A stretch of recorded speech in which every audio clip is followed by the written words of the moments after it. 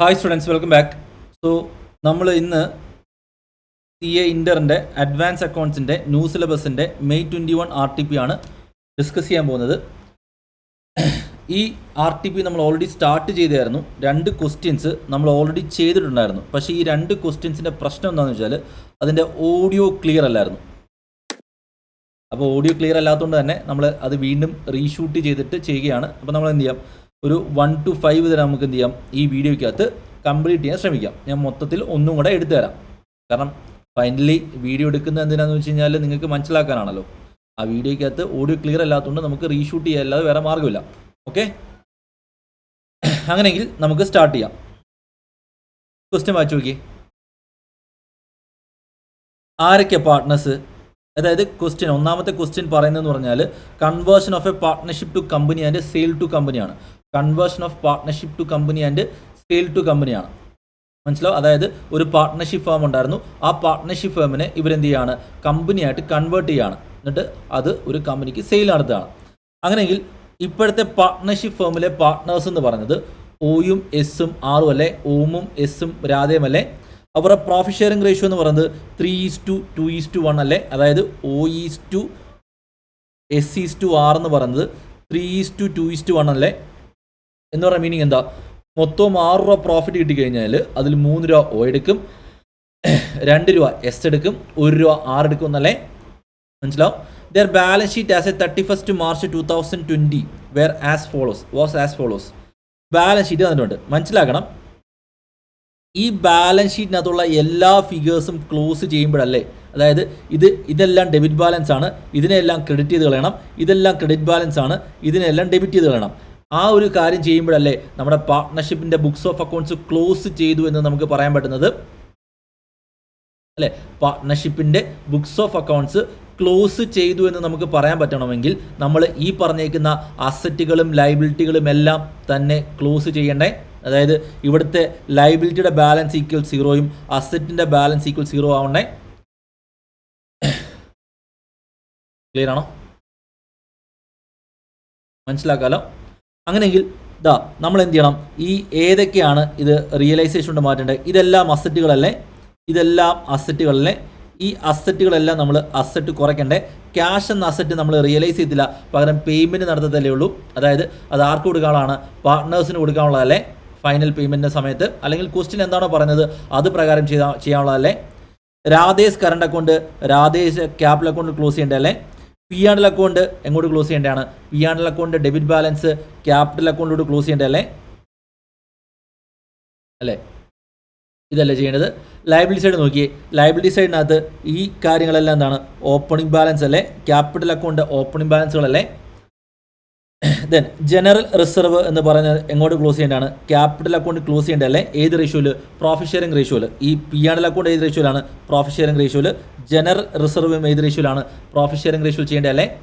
രാധയുടെ loan generally നമുക്ക് രാധയുടെ ക്യാപിറ്റൽ അക്കൗണ്ട് ക്ലോസ് ചെയ്യാലോ. ക്വസ്റ്റ്യൻ അല്ലാതെ എന്തെങ്കിലും പറഞ്ഞിട്ടുണ്ടെങ്കിൽ അത് പ്രകാരം ചെയ്യാം.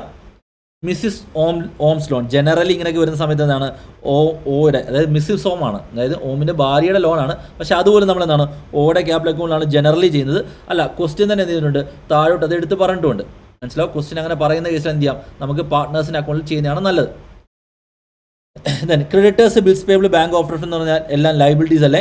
ഈ ലയബിലിറ്റി എല്ലാം നമ്മൾ റിയലൈസേഷൻ ക്ലോസ് ചെയ്യണ്ടേ. ഈ അസറ്റുകളെല്ലാം നമ്മൾ റിയലൈസേഷൻ ക്ലോസ് ചെയ്യണ്ടേ. എൻട്രി എന്താ? അസറ്റ് കുറഞ്ഞു എന്നല്ലേ. അതായത് അസറ്റ് കുറഞ്ഞു എന്ന് പറഞ്ഞിട്ട് നമ്മൾ എൻട്രി പോസ്റ്റ് ചെയ്ത് കഴിഞ്ഞാൽ പിന്നെ എൻട്രി എന്താ? അതായത് അസറ്റുകളെല്ലാം ക്ലോസ് ചെയ്യുന്ന എൻട്രി റിയലൈസേഷൻ അക്കൗണ്ട് ഡെറ്റഡ് ടു അസറ്റ് എന്നല്ലേ. അതിൽ എല്ലാ അസറ്റും ചെയ്യേണ്ടത്. Realisation to land and building, to machinery, to motor car, furniture, investment, stock, bill receivable, loose tools, debtors, ഇത്രയും അസറ്റുകൾ നമ്മൾ റിയലൈസേഷൻ ക്ലോസ് ചെയ്യേണ്ടത്. നോക്കിക്കേ, റിയലൈസേഷൻ അക്കൗണ്ട് എടുക്കുകയാണെങ്കിൽ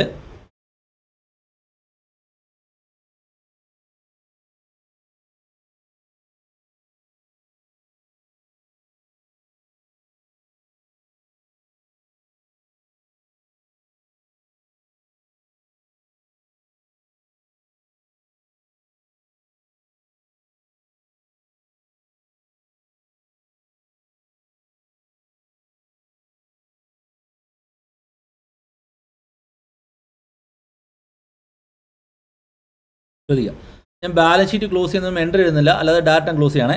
റിയലൈസേഷൻ എടുക്കുകയാണെങ്കിൽ land and building, machinery, motor car, furniture, investment, stock, bill receivable, loose tools, debtors, ഇത്രയും amount നമ്മൾ realisation close ചെയ്യേണ്ടേ. ഇതെല്ലാം അസറ്റുകളല്ലേ, അസറ്റ് കുറയ്ക്കണമെങ്കിൽ ക്രെഡിറ്റ് ചെയ്യേണ്ടേ. എൻട്രി എന്താ? റിയലൈസേഷൻ അക്കൗണ്ട് എടുത്ത് realisation to land and building, to machinery, to motor car, to furniture, to investment, to loose tools, to stock, to bill receivable, to debtors.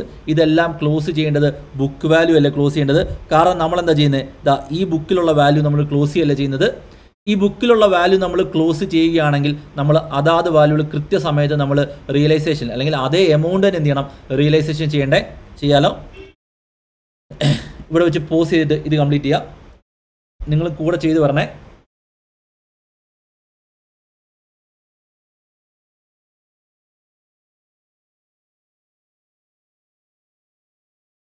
ഇവിടെ വെച്ച് close ചെയ്തിട്ട് ഇത് പോസ് ചെയ്തിട്ട് ഇതെന്ത് ചെയ്യുക? കംപ്ലീറ്റ് ചെയ്യാം.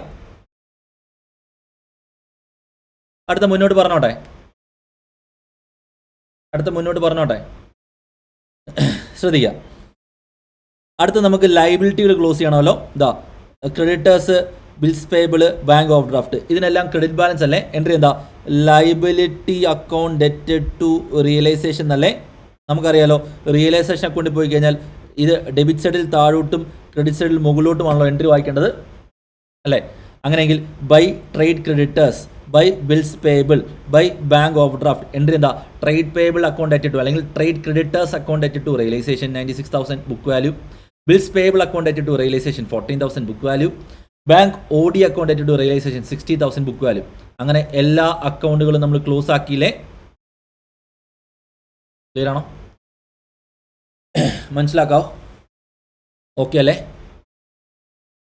മുന്നോട്ട് പറഞ്ഞോട്ടെ. ക്ലിയർ ആണോ? അടുത്ത് നോക്കിക്കേ, ഇതാ ഈ ക്യാപിറ്റൽ അക്കൗണ്ടുകളെല്ലാം തന്നെ അതാത് ക്യാപിറ്റൽ അക്കൗണ്ടിൻ്റെ ഓപ്പണിംഗ് ബാലൻസ് ആയിട്ട് പോകണ്ടേ. 70,000, 80,000, 10,000. അങ്ങനെയെങ്കിൽ ക്യാപിറ്റൽ അക്കൗണ്ട് വരയ്ക്കാമല്ലോ. ക്യാപിറ്റൽ അക്കൗണ്ട് വരച്ച് പാർട്ട്നേഴ്സ് ക്യാപിറ്റൽ അക്കൗണ്ട് 2 ബാലൻസ് കാണും. ഡെബിറ്റ് ബാലൻസ് കാണും, ക്രെഡിറ്റ് ബാലൻസ് കാണും. ഡെബിറ്റ് സൈഡ് കാണും, ക്രെഡിറ്റ് സൈഡ് കാണും. അങ്ങനെയെങ്കിൽ ഇത് ചെയ്യേണ്ടേ വരയ്ക്കാലോ. Partners capital account Om Sai Radha, Om Sai Radha, OSR, OSR, particulars post ചെയ്തിട്ട് ചെയ്യാലോ അല്ലേ. അതിനുശേഷം നമ്മൾ ബൈ ബാലൻസ് ബ്രോട്ട് ഡൗൺ 70, 80, 10 അത് ചെയ്ത് കഴിഞ്ഞാൽ ഇതും ക്ലോസ് ആയില്ലേ. ഞാൻ ഈ ടിക്ക് ചെയ്തേക്കുന്ന എല്ലാം ക്ലോസ് ആയില്ലേ. മാർക്ക് ചെയ്തേക്കുന്നത് യെല്ലോ വെച്ച് മാർക്ക് ചെയ്തേക്കുന്ന എല്ലാം നമ്മൾ എടുത്തിട്ടില്ലേ. ക്ലിയർ ആണോ? മനസ്സിലാവും?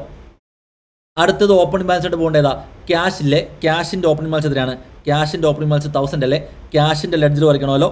ക്യാഷിൻ്റെ ലെഡ്ജർ വരച്ചിട്ട് opening balance to balance brought down 1000 അല്ലേ. ടു ബാലൻസ് ബ്രോട്ട് ഡൗൺ 1000 അല്ലേ.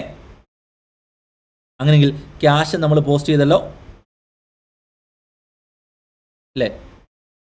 ഇനി നോക്കി, നമ്മുടെ ബാലൻസ് ഷീറ്റിനകത്ത് കിടക്കുന്നത് ഒന്ന് രാധേസ് കറണ്ട് അക്കൗണ്ട് അസറ്റിൽ 56,000. ഈ രാധേസ് കറണ്ട് അക്കൗണ്ട് 56,000 ക്ലോസ് ചെയ്യുന്ന എൻട്രി എന്താ? രാധേസ് കറണ്ട് അക്കൗണ്ട് ക്ലോസ് ചെയ്യുന്ന എൻട്രി എന്താ? രാധേസ് ക്യാപിറ്റൽ, നിങ്ങൾ തന്നെ പറ. രാധേസ് കറണ്ട് അക്കൗണ്ട് എന്ത് ബാലൻസാ? ഡെബിറ്റ് ബാലൻസ് അല്ലേ. കാരണം അതുകൊണ്ടാണല്ലോ അസറ്റ് വന്ന് കിടക്കുന്നത്. ഈ ഡെബിറ്റ് ബാലൻസ് ഇല്ലാതാക്കണം. എന്ത് ചെയ്യണം? ക്രെഡിറ്റ് ചെയ്യണം. എങ്ങോട്ട് ക്രെഡിറ്റ് ചെയ്യണം? രാധയുടെ ക്യാപിറ്റൽ അക്കൗണ്ട് ക്രെഡിറ്റ് ചെയ്യണ്ടേ. എൻട്രി എന്താ? രാധേസ് ക്യാപിറ്റൽ അക്കൗണ്ട് ഡെറ്റഡ് ടു രാധേസ് കറണ്ട് അക്കൗണ്ട് അല്ലേ. അതായത് ഈ കറണ്ട് അക്കൗണ്ട് ക്ലോസ് ചെയ്യുന്ന എൻട്രി അല്ലേ. 56,000. നമ്മൾ എന്ത് ചെയ്യുന്നില്ല? രാധയുടെ കറണ്ട് അക്കൗണ്ട് വരയ്ക്കുന്നില്ലല്ലോ. അതുകൊണ്ട് തന്നെ രാധയെ പറ്റി, ആ കറണ്ട് അക്കൗണ്ടിനെ പറ്റി നമ്മൾ ബോധർ ചെയ്യേണ്ട കാര്യമില്ല. പക്ഷേ രാധയെ ക്യാപിറ്റൽ അക്കൗണ്ട് വരയ്ക്കുന്നുണ്ട്. അങ്ങനെയെങ്കിൽ രാധേസ് ക്യാപിറ്റൽ അക്കൗണ്ടിൽ ഇത് പോസ്റ്റ് ചെയ്യണ്ടേ. 56,000 പോസ്റ്റ് ചെയ്യണ്ടേ. രാധയുടെ ക്യാപിറ്റൽ അക്കൗണ്ടിൽ പോവാം. ഞാൻ പറഞ്ഞല്ലോ, നമ്മളിത് ഒരിക്കലും പഠിപ്പിക്കുകയല്ല, നമ്മൾ റിവിഷനാണ്. അതായത് നിങ്ങൾക്ക് ഓൾറെഡി ഒരു ബേസ് ഉണ്ടെങ്കിൽ മാത്രമേ എന്ത് ചെയ്യാൻ പറ്റത്തുള്ളൂ, ഞാൻ ഈ പറയുന്ന കാര്യങ്ങൾ ഫോളോ ചെയ്യാൻ പറ്റത്തുള്ളൂ. അല്ലാതെ ഒരാൾക്ക് ഫോളോ ചെയ്യാൻ അത്ര എളുപ്പമായിരിക്കത്തില്ല. അപ്പോൾ അതുകൂടെ മനസ്സിലാക്കിയിട്ട് വേണം എന്ത് ചെയ്യാൻ, നിങ്ങൾ റിവിഷൻ കാണാൻ. ഇതൊരു റിവിഷനായിട്ട് കാണുക, ഫസ്റ്റ് ടൈം ക്ലാസ് ആയിട്ട് കാണാതിരിക്കുക. ആ ഒരു വ്യത്യാസം മനസ്സിലാക്കുക. അങ്ങനെയെങ്കിൽ by Radha's current account entry എന്താ? To Radha's current account entry എന്താ? To Radha's capital account to Radha's current account അല്ലേ. നോക്കി എൻട്രി നോക്കിയേ. Radha's capital account to Radha's, ഇത് ക്യാപിറ്റൽ അക്കൗണ്ട് അല്ലേ. Radha's capital account to Radha's current account അല്ലേ. അത് നമ്മൾ പോസ്റ്റ് ചെയ്തില്ലേ. മനസ്സിലാവും? ഇനിയും ഇവിടെ പി ആണിലെ ഡെബിറ്റ് ബാലൻസ് അല്ലേ കിടപ്പുള്ളൂ. ഇവിടെ പി ആണിലെ ഡെബിറ്റ് ബാലൻസ് 12,000 കിടപ്പില്ലേ. ഈ പി ആണിലെ ഡെബിറ്റ് ബാലൻസ് 12,000 മാർക്കൊക്കെയുള്ളതാണ്. ആറിനും ഒയ്ക്കും എസിനുള്ളതല്ലേ എൻട്രി. എന്താ പി ആണിലെ ഡെബിറ്റ് ബാലൻസ് ഇല്ലാതാക്കണം എന്ത് ചെയ്യണം? പി ആണിലെ ഡെബിറ്റ് ബാലൻസ് ഇല്ലാതാക്കണമെങ്കിൽ ക്രെഡിറ്റ് ചെയ്യണേ. അത് എങ്ങോട്ട് ക്രെഡിറ്റ് ചെയ്യണം? ആരൊക്കെയാ? ഓമും ഒയും എസും ആറല്ലേ. O's capital account, O's capital account ഡെറ്റഡ്, എസ് ക്യാപിറ്റൽ അക്കൗണ്ട് ഡെറ്റഡ്, ആർ ക്യാപിറ്റൽ അക്കൗണ്ട് ഡെറ്റഡ് അല്ലേ. ടു പി ആണ്ടിലല്ലേ, ടു പി ആണ്ടിലല്ലേ. ഇത് ഡെബിറ്റ് ബാലൻസ് ക്യാൻസൽ ചെയ്തേക്കുന്നതല്ലേ. ശരിയാണോ? മനസ്സിലാവും. 12,000 രൂപ അല്ലേ നമ്മൾ ചെയ്യേണ്ടത്. 12,000 രൂപ അല്ലേ ചെയ്യേണ്ടത്. എത്രയാണ്? 3:2:1 റേഷ്യോ അല്ലേ. 3:2:1 എന്ന റേഷ്യോ ചെയ്യുകയാണെങ്കിൽ 3:2:1 റേഷ്യോ ചെയ്യുകയാണെങ്കിൽ 12,000 ഡിവൈഡ് ബൈ 6 × 3 എത്രയാണ്? 6,000 രൂപ ഒ ബെയർ ചെയ്യേണ്ടേ ബൈ 3 × 2.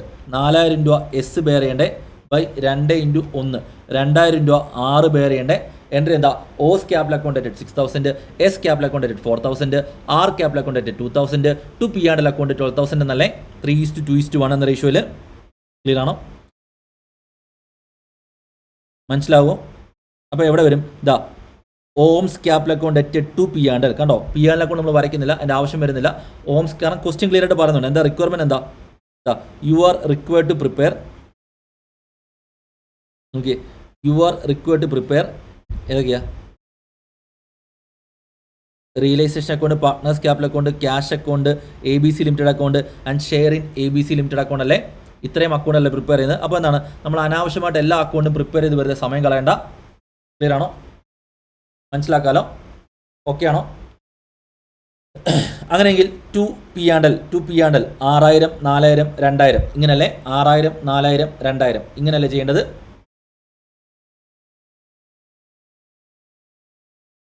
ക്ലിയർ ആണോ? മനസ്സിലാക്കൂ.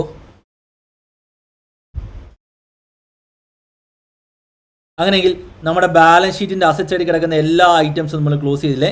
ബാലൻസ് ഷീറ്റിൻ്റെ അസറ്റ് സൈഡിൽ കിടക്കുന്ന എല്ലാ ഐറ്റംസും നമ്മൾ ക്ലോസ് ചെയ്തില്ലേ. ലയബിലിറ്റി സൈഡിൽ ഇനി ജനറൽ റിസർവ് അടപ്പില്ലേ 22,000. ജനറൽ റിസർവിന് ക്രെഡിറ്റ് ബാലൻസ് അല്ലേ. ക്ലോസ് ചെയ്യാൻ എൻട്രി പറ. ജനറൽ റിസർവിന് ക്രെഡിറ്റ് ബാലൻസ് ക്ലോസ് ചെയ്യാൻ എൻട്രി എന്താ? ജനറൽ റിസർവ് അക്കൗണ്ട് ഡെറ്റഡ് to hose capital account to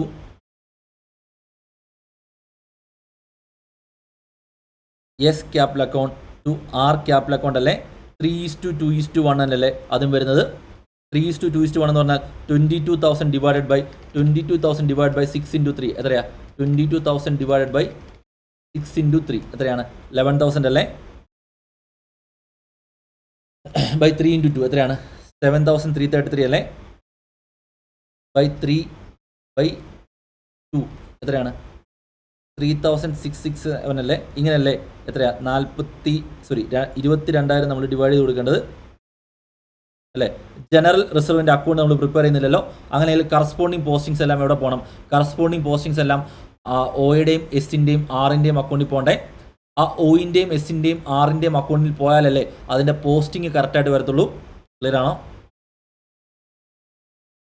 അങ്ങനെയെങ്കിൽ ഒയുടെയും എസിൻ്റെ ആറിൻ്റെയും ക്യാപിറ്റൽ അക്കൗണ്ടിൽ പോയി ടു അല്ലെങ്കിൽ ബൈ ജനറൽ റിസർവ് എൻട്രി എന്താ? ജനറൽ റിസർവ് അക്കൗണ്ട് ഡെറ്റഡ് to hose capital account, S capital account, R's capital account അല്ലേ. ക്ലിയർ ആണോ? എത്രയ്ക്കാ? 11,000, 7,333, 3,667. അങ്ങനെയെങ്കിൽ നമ്മൾ ജനറൽ റിസർവ് നമ്മൾ ക്ലോസ് ചെയ്തില്ലേ.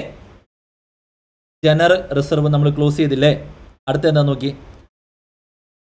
രാധേസ് loan account. Radha's loan account നമുക്ക് എങ്ങോട്ട് ക്ലോസ് ചെയ്യാം? രാധയുടെ ക്യാപിറ്റൽ അക്കൗണ്ടിൽ ക്ലോസ് ചെയ്യാലോ. Radha's loan account, രാധേസ് capital account close ചെയ്യാം. Radha's loan account, രാധേസ് capital account close ചെയ്യാൻ എൻട്രി എന്താ? രാധേസ് ലോൺ ക്രെഡിറ്റ് ബാലൻസ് അല്ലേ. ക്ലോസ് ചെയ്യണമെങ്കിൽ ക്രെഡിറ്റ് ഡെബിറ്റ് ചെയ്യണ്ടേ. ആർസ് ലോൺ അക്കൗണ്ട് ഡെറ്റഡ്, ആർസ് ലോൺ അക്കൗണ്ട് ഡെറ്റഡ് ടു ആർസ് ക്യാപിറ്റൽ അക്കൗണ്ട് അല്ലേ. ആർസ് ലോൺ അക്കൗണ്ട് ഡെറ്റഡ് ടു ആർസ് ക്യാപിറ്റൽ അക്കൗണ്ട് എത്രയാണ്? 33,000 അല്ലേ. ആർസ് ലോൺ അക്കൗണ്ട് ഡെറ്റഡ് ടു ആർസ് ക്യാപിറ്റൽ അക്കൗണ്ട് 33,000 അല്ലേ. ക്ലിയർ ആണോ? ആറിൻ്റെ ലോൺ അക്കൗണ്ട് നമ്മൾ പ്രിപ്പയർ ചെയ്യുന്നില്ല, കാരണം അത് ഓൾറെഡി ക്ലോസ് ആയി പോയ ഐറ്റമാണ്. നമ്മൾ എന്താ ചെയ്യുന്നത്? ആറിൻ്റെ ക്യാപിറ്റൽ അക്കൗണ്ടിൽ എന്ത് ചെയ്യണം? ഇത് പോസ്റ്റ് ചെയ്യണ്ടേ. ആറിൻ്റെ ക്യാപിറ്റൽ അക്കൗണ്ടിൽ പോസ്റ്റ് ചെയ്യുമ്പോൾ എന്താണ്? R loan account to R's capital account അല്ലേ. നോക്കി, ആർ ലോൺ അക്കൗണ്ട് ഡെറ്റഡ് ടു ആർസ് ക്യാപിറ്റൽ അക്കൗണ്ട് എത്രയായിരുന്നു? എമൗണ്ട് എത്രയായിരുന്നു?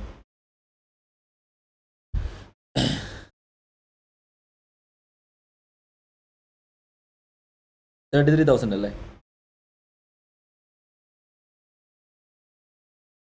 ബൈ ആർസ് ലോൺ അല്ലേ? 33,000 ആർസ് ലോൺ അക്കൗണ്ട് അറ്റഡ് ടു ആർസ് ക്യാപിറ്റൽ അക്കൗണ്ട് കണ്ടോ? ആർസ് ലോൺ അക്കൗണ്ട് അറ്റഡ് ടു ആർസ് ക്യാപിറ്റൽ അക്കൗണ്ട് കണ്ടോ? മുകളിലോട്ട് വായിക്കണ്ടേ? ക്രെഡിറ്റ് സൈഡ് ആണെങ്കിൽ എൻട്രി മുകളിലോട്ട് വായിക്കാൻ പറ്റണ്ടേ? ഇത് ക്ലിയർ ആണോ? എളുപ്പമല്ലേ? അങ്ങനെയെങ്കിൽ നമ്മുടെ ടെക്സ്റ്റ് ബുക്കിനകത്ത് ഇനി ബാക്കി കിടക്കുന്ന ഒരേ ഒരു ഐറ്റം ഈ 15,000 അല്ലേ? ഈ 15,000 ക്വസ്റ്റ്യൻ താഴോട്ട് വായിക്കും നിങ്ങൾക്ക് മനസ്സിലാവും. അതെന്ത് ചെയ്യണം? ഓമിൻ്റെ ക്യാപിറ്റൽ അക്കൗണ്ട് ക്ലോസ് ചെയ്യാൻ പറഞ്ഞിട്ടുണ്ട്. ഇല്ലെങ്കിൽ എന്ത് ചെയ്യാം? നിങ്ങൾക്ക് ജനറൽ അസംഷൻ വെച്ച് എന്ത് ചെയ്യാം? അങ്ങനെ ക്ലോസ് ചെയ്യാം. അങ്ങനെ ഇത് ക്ലോസ് ചെയ്യണമെങ്കിൽ എൻട്രി എന്താ? ഓംസ് ക്യാപിറ്റൽ അക്കൗണ്ട് അറ്റഡ് to Mrs Om's loan account അറ്റഡ് ടു ക്രെഡിറ്റ് ബാലൻസ് ആണല്ലോ, ലോൺ ക്രെഡിറ്റ് ബാലൻസ് ആണല്ലോ, ക്ലോസ് ചെയ്യുന്ന ഡെബിറ്റ് ആണല്ലോ. മിസ്സിസ് ഓസ് ലോൺ അക്കൗണ്ട് അറ്റഡ് to hose capital account.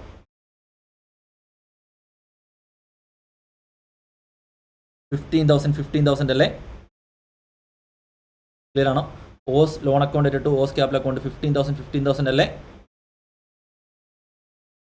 Clear ആണോ? മനസ്സിലാവോ?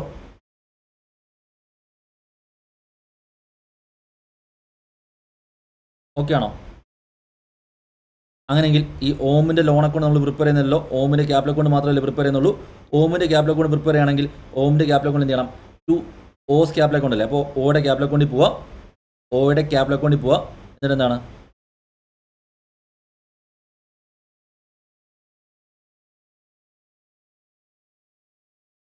എമൗണ്ട് എത്രയായിരുന്നു? 15,000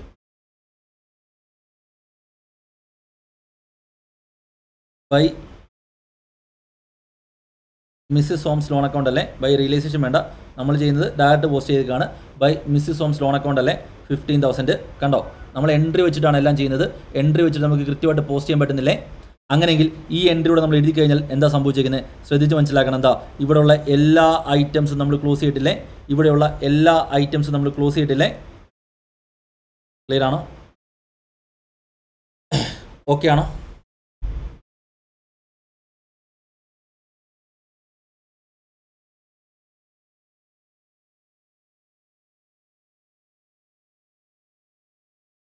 ഓക്കെ ആണോ?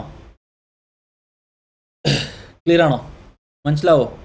സംശയമുണ്ടോ? അങ്ങനെയെങ്കിൽ ഇനി മുന്നോട്ട് വായിക്കാമല്ലോ. അതായത് ഇനി നമ്മുടെ ബുക്സിൽ ഏതൊക്കെ അക്കൗണ്ട് ഉള്ളൂ? ഒന്ന് ഓപ്പണായി കിടക്കുന്ന അക്കൗണ്ട് എന്ന് പറഞ്ഞാൽ ഒന്ന് റിയലൈസേഷൻ അക്കൗണ്ട് ഓപ്പണായി കിടപ്പുണ്ട്. As of now realisation account ഓപ്പണായി കിടപ്പുണ്ട്. ദെൻ അടുത്തൊരു അക്കൗണ്ട് ഓപ്പണായി കിടക്കുന്ന ഏതാണ്? പാർട്ട്നേഴ്സ് ക്യാപിറ്റൽ അക്കൗണ്ട് എല്ലാം ഓപ്പണായി കിടപ്പുണ്ട്. ദെൻ അടുത്തൊരു അക്കൗണ്ട് ഓപ്പണായി കിടക്കുന്ന ഏതാണ്? ക്യാഷ് അക്കൗണ്ട് ഓപ്പണായി കിടപ്പുണ്ട്. ആസ് ഓഫ് നൗ ഇത്രയും അക്കൗണ്ടുകളല്ലേ നമ്മുടെ ബുക്സിലുള്ളൂ. പക്ഷേ ഇനിയും ട്രാൻസാക്ഷൻസ് വരാനുണ്ട്. അത് ക്വസ്റ്റ്യൻ താഴോട്ട് വായിക്കുമ്പോൾ നമുക്ക് മനസ്സിലാവുന്നത്. ക്വസ്റ്റ്യൻ നമുക്ക് താഴോട്ട് വായിച്ച് നോക്കാമല്ലോ.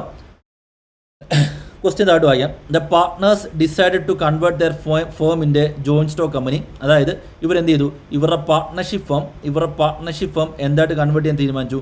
ജോയിൻറ്റ് സ്റ്റോക്ക് കമ്പനിയായിട്ട് കൺവേർട്ട് ചെയ്യാൻ തീരുമാനിച്ചു. മനസ്സിലാവും? ഇതിനു വേണ്ടിയിട്ട് അവരെന്ത് ചെയ്തു? ABC ലിമിറ്റഡ് എന്ന് പറയുന്നൊരു കമ്പനി തുടങ്ങി. ABC ലിമിറ്റഡ് എന്ന് പറയുന്നൊരു കമ്പനി തുടങ്ങി. മനസ്സിലാവും? അതിൻ്റെ ഓതറൈസ്ഡ് ക്യാപിറ്റൽ എന്ന് പറഞ്ഞാൽ ₹10 lakhs ആണ്. ഡിവൈഡ് ഇൻറ്റു 100 ആണ്. അപ്പം 10,000 ഇൻറ്റു 100 അല്ലേ? 10,000 ഇൻറ്റു 100 അല്ലേ ഇവരുടെ ടോട്ടൽ ഓതറൈസ്ഡ് ഷെയർ ക്യാപിറ്റൽ എന്ന് പറയുന്നത്? നമുക്കറിയാം ഓതറൈസ്ഡ് ഷെയർ ക്യാപിറ്റലിന് നമ്മുടെ ബുക്സിൽ വേറെ എൻട്രി ഒന്നും വരേണ്ട ആവശ്യമില്ലല്ലോ അല്ലേ? ഓതറൈസ്ഡ് ഷെയർ ക്യാപിറ്റലിന് നമ്മുടെ ബുക്സിൽ എൻട്രി വരുമോ? ഇല്ല. ഓതറൈസ്ഡ് ഷെയർ ക്യാപിറ്റലിന് നമ്മുടെ ബുക്സിൽ എൻട്രി വരേണ്ട ആവശ്യം വരുന്നില്ല. ക്ലിയർ ആണോ? മനസ്സിലാവോ? ഓക്കെ ആണോ? ക്ലിയർ അല്ലേ? മുന്നോട്ട് പോവാം. Then the business of the firm was sold to the company as at the date of balance sheet given above on the following terms. Motor car, furniture, investment, loose tools, debtors, cash are not to be taken over by the company. അതായത് ഈ പറഞ്ഞ അസറ്റുകളൊന്നും തന്നെ ആര് ഏറ്റെടുത്തിട്ടില്ല? ഈ പറയുന്ന അസറ്റുകളൊന്നും തന്നെ നമ്മുടെ കമ്പനി ഏറ്റെടുത്തിട്ടില്ല.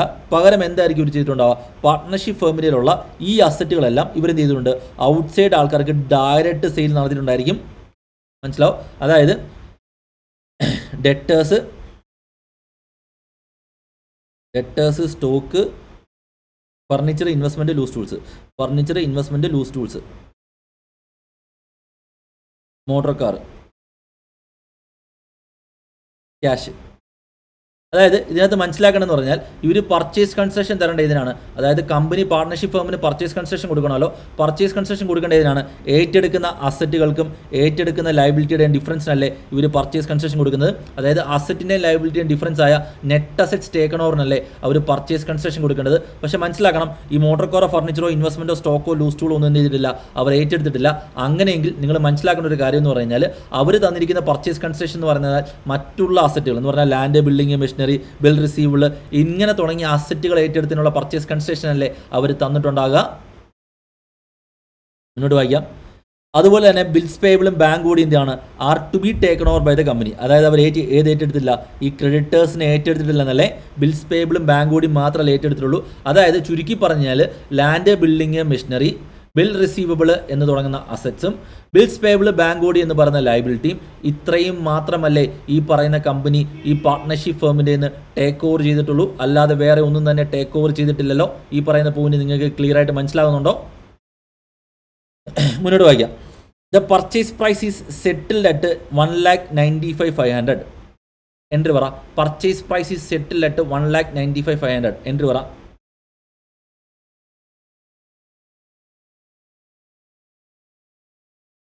എൻ്റെ എൻട്രി എന്തായിരിക്കും? ഇതാ നോക്കി, ഞാൻ എഴുതുന്നില്ല. അസറ്റ് കൂടുന്ന അസറ്റ് ഏതാണ്? ABC limited. കാരണം ABC ലിമിറ്റഡ് എന്ന് പറയുന്ന കമ്പനി നമുക്ക് 1,95,500 രൂപ തരാനുണ്ടല്ലോ. മനസ്സിലാവും? 1,95,500 തരാനുണ്ട്. പകരം എന്താ നമ്മൾ കൊടുത്ത് നെറ്റ് അസറ്റ്സ് അല്ലേ കൊടുത്തേക്കുന്നത്. പക്ഷേ ഈ നെറ്റ് അസറ്റ്സ് കൊടുത്തിട്ട് നമ്മൾ ഓൾറെഡി എങ്ങോട്ട് മാറ്റിയിട്ടുണ്ട്, റിയലൈസേഷൻ കൊണ്ട് മാറ്റിയിട്ടുണ്ടല്ലോ. എന്ന് പറഞ്ഞാൽ നമ്മൾ ഫോർ എക്സാമ്പിൾ 5,000 രൂപയുടെ അസറ്റ്സ് ട്രാൻസ്ഫർ ചെയ്തിട്ടുണ്ട്, ഒരു 3,000 രൂപയുടെ ലയബിലിറ്റി ട്രാൻസ്ഫർ ചെയ്തിട്ടുണ്ട്. അതിൻ്റെ അർത്ഥം ഇതിൻ്റെ ബാലൻസ്, റിയലൈസേഷൻ്റെ ബാലൻസ് 2,000 രൂപ ആണെന്നല്ലേ. അതായത് നമ്മൾ നെറ്റ് അസറ്റ്സ് ട്രാൻസ്ഫർ ചെയ്തല്ലേ, ഈ നെറ്റ് അസറ്റിനല്ലേ നമ്മൾ പർച്ചേസ് കൺസെഷൻ മേടിക്കുന്നത്. മനസ്സിലാവും? ക്ലിയർ ആണോ? അങ്ങനെയെങ്കിൽ ഇതിൻ്റെ നമ്മൾ ക്രെഡിറ്റ് ചെയ്യേണ്ടത്, റിയലൈസേഷൻ നമ്മൾ ക്രെഡിറ്റ് ചെയ്യേണ്ടത് നമ്മൾ ഡീറ്റെയിൽ ആയിട്ട് ക്ലാസ്സിൽ പറയുന്നുണ്ട്. എങ്ങനെയാണ് റിയലൈസേഷൻ വന്നതെന്നൊക്കെ നമ്മൾ ഡീറ്റെയിൽ ആയിട്ട് ക്ലാസ്സിൽ പറയുന്നുണ്ട്. പക്ഷേ അത്രയും ഇൻഡെപ്ത് ആയിട്ട് നമുക്ക് പോകാനുള്ള അവസരമില്ല. അതുകൊണ്ടാണ് നമ്മൾ ഷോർട്ട് കട്ടായിട്ട് പറഞ്ഞു പോകുന്നത്. ക്ലിയർ ആണോ? അങ്ങനെയെങ്കിൽ നെറ്റസിനെ റെപ്രസെൻ്റ് ചെയ്തിട്ട് നമ്മൾ റിയലൈസേഷൻ കാണിക്കും. എൻട്രി എന്താ? ABC ലിമിറ്റഡ് അക്കൗണ്ട് ആയിട്ട് റിയലൈസേഷൻ അല്ലേ. ഇതെവിടേക്ക് വരും ഇതിൻ്റെ പോസ്റ്റിംഗ്? ABC ലിമിറ്റഡ് എന്ന് പറയുന്ന അക്കൗണ്ട് തുടങ്ങണ്ടേ. ഇതാ ABC ലിമിറ്റഡ് ടു റിയലൈസേഷൻ 1,95,500. താഴോട്ട് വായിച്ച് നോക്കിയേ. ABC limited account at to realisation 1,95,500. Clear ആണോ? വരയ്ക്കാലോ.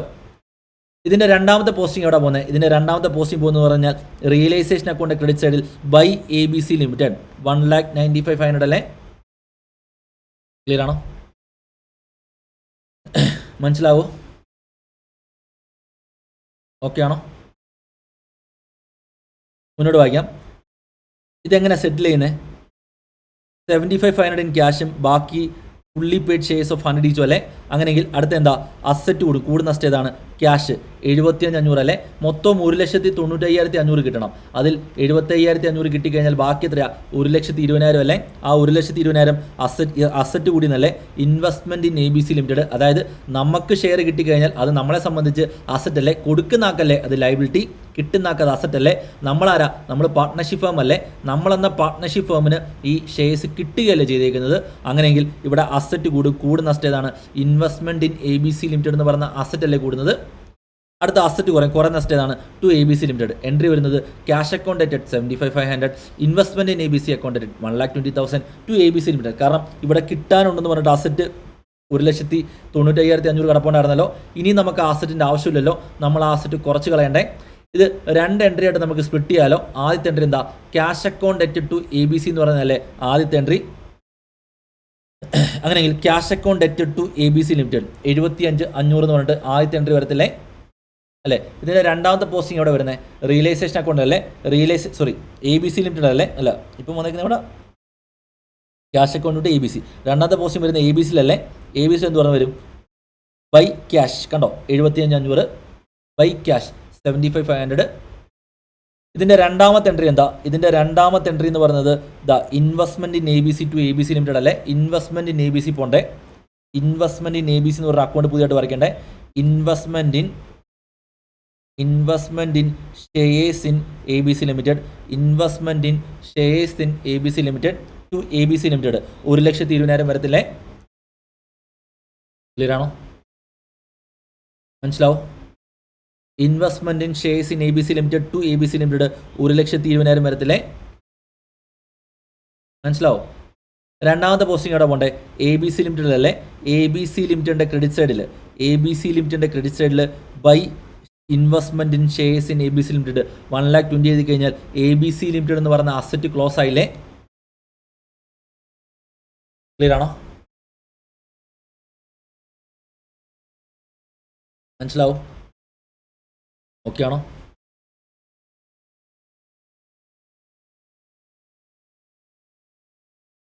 ക്ലിയർ ആണോ? മുന്നോട്ട് പോയിക്കോട്ടെ, അടുത്ത് പറഞ്ഞോട്ടെ.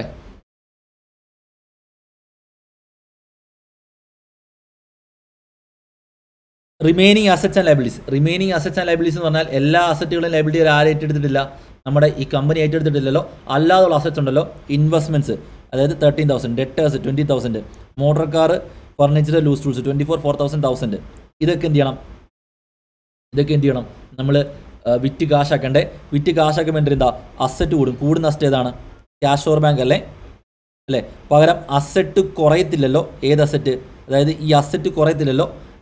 അതായത് മോട്ടോർ കാർ എന്ന അസറ്റോ അല്ലെങ്കിൽ ഡെറ്റേഴ്സ് എന്ന അസറ്റോ കുറയത്തില്ല. കാരണം എന്താണ്? ഈ പറയുന്ന അസറ്റുകളെല്ലാം നമ്മൾ ഓൾറെഡി അങ്ങോട്ട് ക്ലോസ് ചെയ്തേക്കുന്നതാണ്, റിയലൈസേഷൻ കൊണ്ട് ക്ലോസ് ചെയ്തേക്കുന്നതല്ലേ? അങ്ങനെയെങ്കിൽ കറസ്പോണ്ടിങ് ആയിട്ട് നമുക്ക് റിയലൈസേഷനിൽ ക്രെഡിറ്റ് ചെയ്യാൻ പറ്റത്തുള്ളൂ.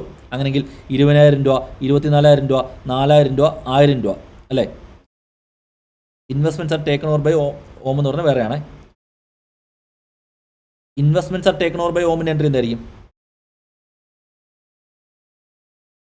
അയാൾക്ക് ഇനിയും 13,000 രൂപ കുറച്ച് കൊടുത്താൽ പോരെ. അതായത് അയാൾ 13,000 രൂപ ഇൻവെസ്റ്റ്മെൻറ്റ് എടുത്തുകൊണ്ട് പോയി കഴിഞ്ഞാൽ അയാൾക്കിനി നമ്മൾ എന്ത് ചെയ്താൽ മതി? 13,000 കുറച്ച് കൊടുത്താൽ മതി. അങ്ങനെ ക്യാപിറ്റൽ അല്ലേ കുറയുന്ന ക്യാപിറ്റൽ എന്ന് പറഞ്ഞാൽ ഓംസ് ക്യാപിറ്റൽ അക്കൗണ്ട് അല്ലേ? ടു റിയലൈസേഷൻ അല്ലേ? Om's capital account debt to realisation എന്ന് പറയുന്നത് 13,000 അല്ലേ? ക്ലിയർ ആണോ?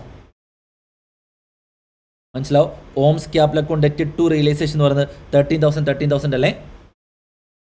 അതിൻ്റെ പോസ്റ്റിംഗ് എങ്ങനെയൊക്കെ വരുന്നത്? ആദ്യം എന്ത് ചെയ്യണം? ഓമിൻ്റെ ക്യാപിറ്റൽ അക്കൗണ്ടിൽ പോകണം. To realisation 13,000. കണ്ടോ? ഓംസിൻ്റെ ക്യാപിറ്റൽ അക്കൗണ്ടിൽ ടു റിയലൈസേഷൻ 13,000. രണ്ടാമത്തെ പോസ്റ്റിംഗ് എവിടെ പോകുന്നത്? റിയലൈസേഷൻ അക്കൗണ്ടിൽ പോകണ്ടേ? റിയലൈസേഷൻ അക്കൗണ്ടിൽ പോയിട്ട് by Om's capital account 13,000. Clear ആണോ?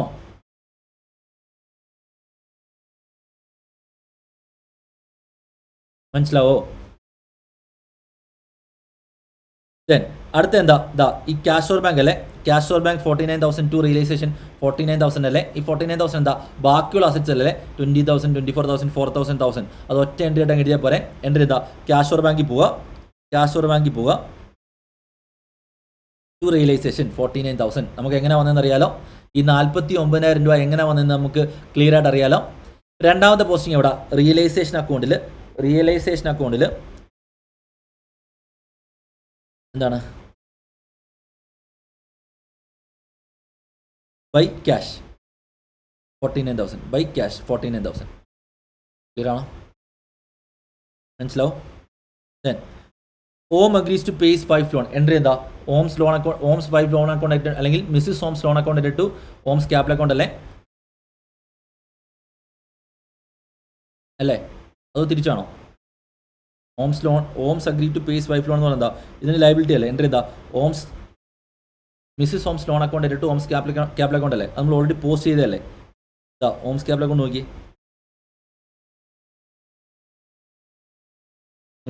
By Mrs Om's loan account ചെയ്തല്ലേ? ഓൾറെഡി ചെയ്ത് കഴിഞ്ഞല്ലേ?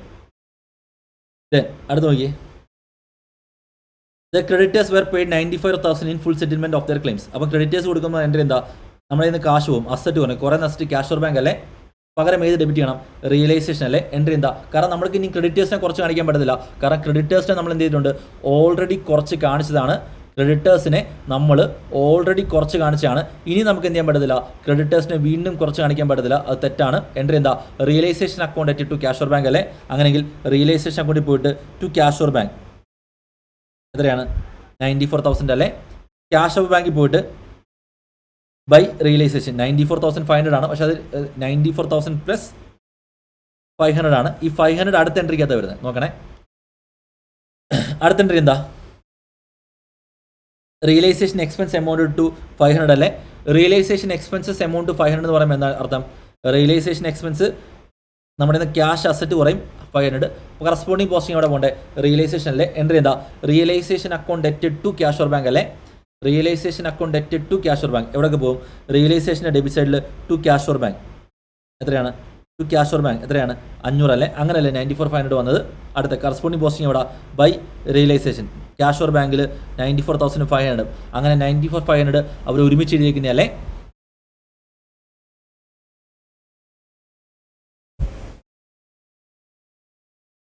ക്ലിയർ ആണോ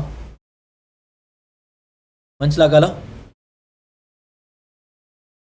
മുന്നോട്ട് നോക്കാം Radhe's R's loan was transfer to his capital account അത് നമ്മൾ ഓർഡർ ചെയ്തതാണല്ലോ അല്ലേ ആറിൻ്റെ ലോൺ അക്കൗണ്ട് ഡെറ്റഡ് ടു ആറിൻ്റെ ക്യാപിറ്റൽ അക്കൗണ്ട് നമ്മൾ ഓർഡർ ചെയ്തതാണല്ലോ അല്ലേ ദെൻ അടുത്ത എന്ത് the equity share receive from the vendor company are to be divide among the partners in their profit share ratio അപ്പം ഇവിടെ നമുക്ക് ഇക്വിറ്റി ഷെയർ എത്ര കിട്ടി ഇൻവെസ്റ്റ്മെൻറ്റിന് ഷെയർസ് നോക്കി 1,20,000 കിട്ടിയില്ലേ ഈ 1,20,000 ഡിവൈഡ് ചെയ്യുന്ന കാര്യമല്ല പറഞ്ഞത് ഇതിനിപ്പോൾ ഡെബിറ്റ് ബാലൻസ് അല്ലേ ഇത് ഡിവൈഡ് ചെയ്യുമ്പോൾ എന്താ ഓസ് ക്യാപിറ്റൽ അക്കൗണ്ട് ഡെറ്റഡ് എസ് ക്യാപിറ്റൽ അക്കൗണ്ട് ഡെറ്റഡ് ആർസ് ക്യാപിറ്റൽ അക്കൗണ്ട് ഡെറ്റഡ് ടു ഇൻവെസ്റ്റ്മെൻറ്റ് ഇൻ ABC അല്ലേ ഇത് 3:2:1 എന്ന റേഷ്യോ ചെയ്യേണ്ടേ അതായത് 60,000 40,000 20,000 വെച്ചാകത്തില്ലേ അല്ലേ എൻട്രി എന്താ ഓസ് ക്യാപിറ്റൽ അക്കൗണ്ട് ഡെറ്റഡ് ടു ഇൻവെസ്റ്റ്മെൻറ്റ് ഇൻ ABC അല്ലേ 60,000 40,000 20,000 രണ്ടാമത്തെ പോസ്റ്റിംഗ് എന്താ ഇൻവെസ്റ്റ്മെൻറ്റ് ഷെയർസ് അക്കൗണ്ടിൽ by Om's capital account by S capital account by Radhe's capital account 60,000 40,000 20,000 അല്ലേ ഈ അക്കൗണ്ട് ക്ലോസ് ആയി പോകത്തില്ലേ investment in shares in ABC limited എന്ന് പറയുന്ന അക്കൗണ്ട് ക്ലോസ് ആയി പോകത്തില്ലേ മനസ്സിലാവും ക്ലിയർ ആണോ ക്വസ്റ്റ്യൻ കഴിഞ്ഞില്ലേ അങ്ങനെയെങ്കിൽ നമുക്കിനി എന്ത് ചെയ്യാം നമുക്ക് റിയലൈസേഷൻ ബാലൻസ് ചെയ്യാലോ റിയലൈസേഷൻ ബാലൻസ് ചെയ്യുമ്പം ഈ ലോൺ അക്കൗണ്ട് നോക്കേണ്ട കാര്യമില്ല കാരണം ഈ ലോൺ അക്കൗണ്ട് നമ്മൾ എന്താണ് ഡയറക്റ്റ്ലി ആണ് ക്ലോസ് ചെയ്തേക്കുന്നത് അപ്പോൾ അത് വീണ്ടും എടുത്ത് ചെയ്യേണ്ട ആവശ്യമില്ല ടെക്സ്റ്റ് ബുക്കിൽ അപ്രോച്ച് ഫോളോ ചെയ്യേണ്ട അതിന് ഇഗ്നോർ ചെയ്തേക്കുക അങ്ങനെയെങ്കിൽ നമുക്ക് ബാലൻസ് എത്ര കിട്ടും 2,000 തന്നെ കിട്ടത്തില്ലേ ഈ 2,000 എന്ത് ചെയ്യണം 3:2:1 റേഷ്യോ ഡിവൈഡ് ചെയ്യേണ്ട എൻട്രി എന്താ R's capital account realisation account to Om's capital account to S capital account to R's capital account 1,000 667 333 അല്ലേ രണ്ടാമത്തെ പോസ്റ്റിംഗ് അവിടെ പോകും രണ്ടാമത്തെ പോസ്റ്റിംഗ് എവിടെ ബൈ റിയലൈസേഷൻ അല്ലേ ക്യാപിറ്റൽ അക്കൗണ്ടിൽ 1,000 667 337 അതായത് ഈ റിയലൈസേഷൻ അക്കൗണ്ട് ക്ലോസ് ആയില്ലേ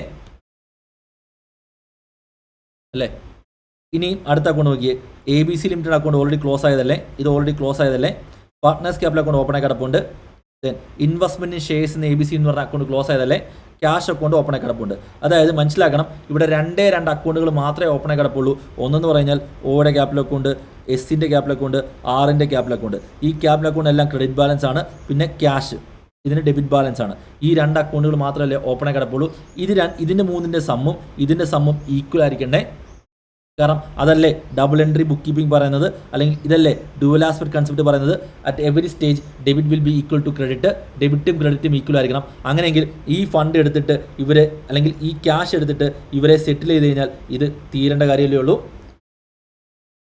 മനസ്സിലാവും ഈ ക്യാഷ് എടുത്തിട്ട് OAയെയും എസിനെയും ആറിനെയും സെറ്റിൽ ചെയ്ത് കഴിഞ്ഞാൽ ഈ പരിപാടി കഴിഞ്ഞില്ലേ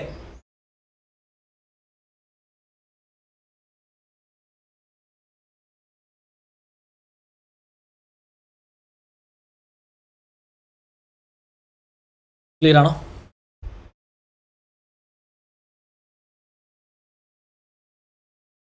മനസ്സിലാവോ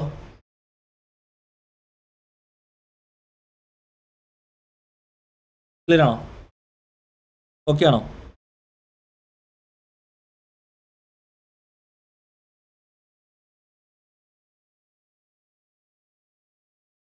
അങ്ങനെയെങ്കിൽ ഇനി നമുക്ക് ബാലൻസ് ചെയ്യാലോ ബാലൻസ് ചെയ്ത് നോക്കി ഇതാ നമ്മുടെ പാർട്ട്നേഴ്സ് ക്യാപിറ്റൽ കൊണ്ട് പറഞ്ഞ് ബാലൻസ് ചെയ്ത് നമുക്ക് എന്ത് മനസ്സിലാവും 18,000 രൂപ നമുക്ക് എന്ത് ബാലൻസ് കിട്ടിയേക്കുന്നത് ഇത് എന്ത് ബാലൻസാ ക്രെഡിറ്റ് ബാലൻസ് അല്ലേ ക്രെഡിറ്റ് ബാലൻസ് പറഞ്ഞാൽ അങ്ങോട്ട് കാശ് കൊടുക്കാണോന്നല്ലേ അങ്ങനെയല്ല കാശ് കൊടുത്തു വിടാലോ ടു ക്യാഷ് 18,000 കൊടുക്കാലോ അടുത്ത പോസ്റ്റിംഗ് അവിടെ വരും ക്യാഷ് അക്കൗണ്ടിൽ ബൈ ഓംസ് ക്യാപിറ്റൽ അക്കൗണ്ട് 18,000 അല്ലേ അടുത്ത് ആറിൻ്റെ എടുത്തു കഴിഞ്ഞാൽ എസിൻ്റെ എടുത്തു കഴിഞ്ഞാൽ 44,000 രൂപ ക്രെഡിറ്റ് ബാലൻസ് അല്ലേ അതിൻ്റെ അടുത്ത് അങ്ങോട്ട് കാശ് കൊടുക്കാണ്ടെന്നല്ലേ കൊടുക്കാലോ എൻട്രി എന്താ S capital account to cash അല്ലേ 44,000 ഇതാ by S capital account 44,000 close ആയില്ലേ ക്ലിയർ ആണോ മനസ്സിലാവോ ഓക്കെ ആണോ? സംശയമുണ്ടോ? അടുത്ത് ആറിൻ്റെ കേസ് എടുക്കുമ്പോൾ നമുക്ക് മനസ്സിലാവും 31,000 എന്താണ് ബാലൻസ് ചെയ്യുന്ന സമയത്ത് ഡെബിറ്റ് ബാലൻസ് ആണ്. ഡെബിറ്റ് ബാലൻസ് എന്ന് പറഞ്ഞാൽ ഇങ്ങോട്ട് തരണം എന്നല്ല അർത്ഥം. ഇങ്ങോട്ട് തരണമെങ്കിൽ അസറ്റ് കൊടുക്കും, കൂടുന്ന അസറ്റ് ക്യാഷ്. അടുത്ത് നമുക്ക് അസറ്റ് കുറയും. ഏതാണ്? R's capital account. എൻട്രി എന്താ? Cash or bank account to R's capital account അല്ലേ? അങ്ങനെയെങ്കിൽ ക്യാഷ് ഓർ ബാങ്കിൽ പോയിട്ട് ടു ആർസ് ക്യാപിറ്റൽ അക്കൗണ്ട് എത്രയാണ്? 31,000 രൂപയും. ഇവിടെ എന്ത് ചെയ്യണം? ബൈ ക്യാഷ് 31,000 രൂപയും. എല്ലാ അക്കൗണ്ടുകളും ക്ലോസ് ആയില്ലേ? അതായത് പാർട്ട്ണർഷിപ്പ് ഫേമിൻ്റെ എല്ലാ അക്കൗണ്ടുകളും നമ്മൾ ക്ലോസ് ആക്കി കളഞ്ഞില്ലേ?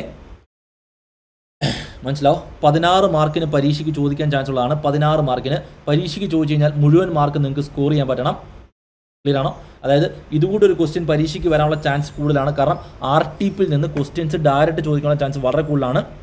മനസ്സിലാവും? അപ്പോൾ RTPയിലെ എസ്പെഷ്യലി കറണ്ട് ഇയർ RTPയിലെ ഒരു ക്വസ്റ്റ്യൻ പോലും നമ്മൾ എന്ത് ചെയ്യാൻ പാടില്ല? മിസ് ചെയ്യാൻ പാടില്ല. ക്ലിയർ ആണോ? മുന്നോട്ട് നോക്കാം. അടുത്ത ക്വസ്റ്റ്യൻ നോക്കാം.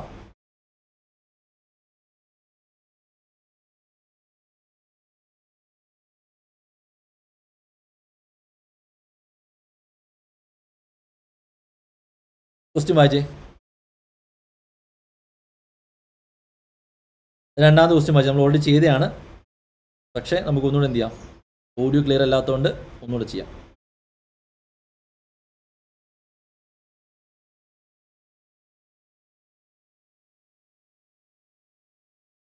ഇത് നിങ്ങൾ ക്ലാസ്സുമായിട്ട് കമ്പയർ ചെയ്യില്ല. നമുക്കൊരു ക്ലാസ്സിൽ പഠിപ്പിക്കുന്ന പോലെ വളരെ ഡീറ്റെയിൽ ആയിട്ട് പഠിപ്പിക്കാൻ പറ്റത്തില്ല. കാരണം ഇതൊരു റിവിഷനാണ്. അപ്പം റിവിഷൻ്റേതായ രീതിയിൽ നമുക്ക് പറഞ്ഞു പോകാൻ പറ്റത്തുള്ളൂ. അപ്പോൾ നിങ്ങൾക്കും അങ്ങനെ തന്നെ മനസ്സിലാക്കാൻ പറ്റണേ. നമ്മൾ ക്ലാസ്സിൽ പഠിപ്പിക്കുന്ന സമയത്ത് എന്തായിരിക്കും? വളരെ ഡീറ്റെയിൽ ആയിട്ട് ഓരോന്ന് സ്പെസിഫിക് ആയിട്ട് സമയം എടുത്തായിരിക്കും പറയുന്നുണ്ടാവും. പക്ഷേ ഇവിടെ നമുക്ക് അതിനുള്ള സ്പേസ് ഇല്ല. അതുകൊണ്ട് തന്നെ നമുക്ക് ചെയ്യാൻ പറ്റത്തില്ലേ. അത് നിങ്ങൾ മനസ്സിലാക്കാൻ പറ്റണേ.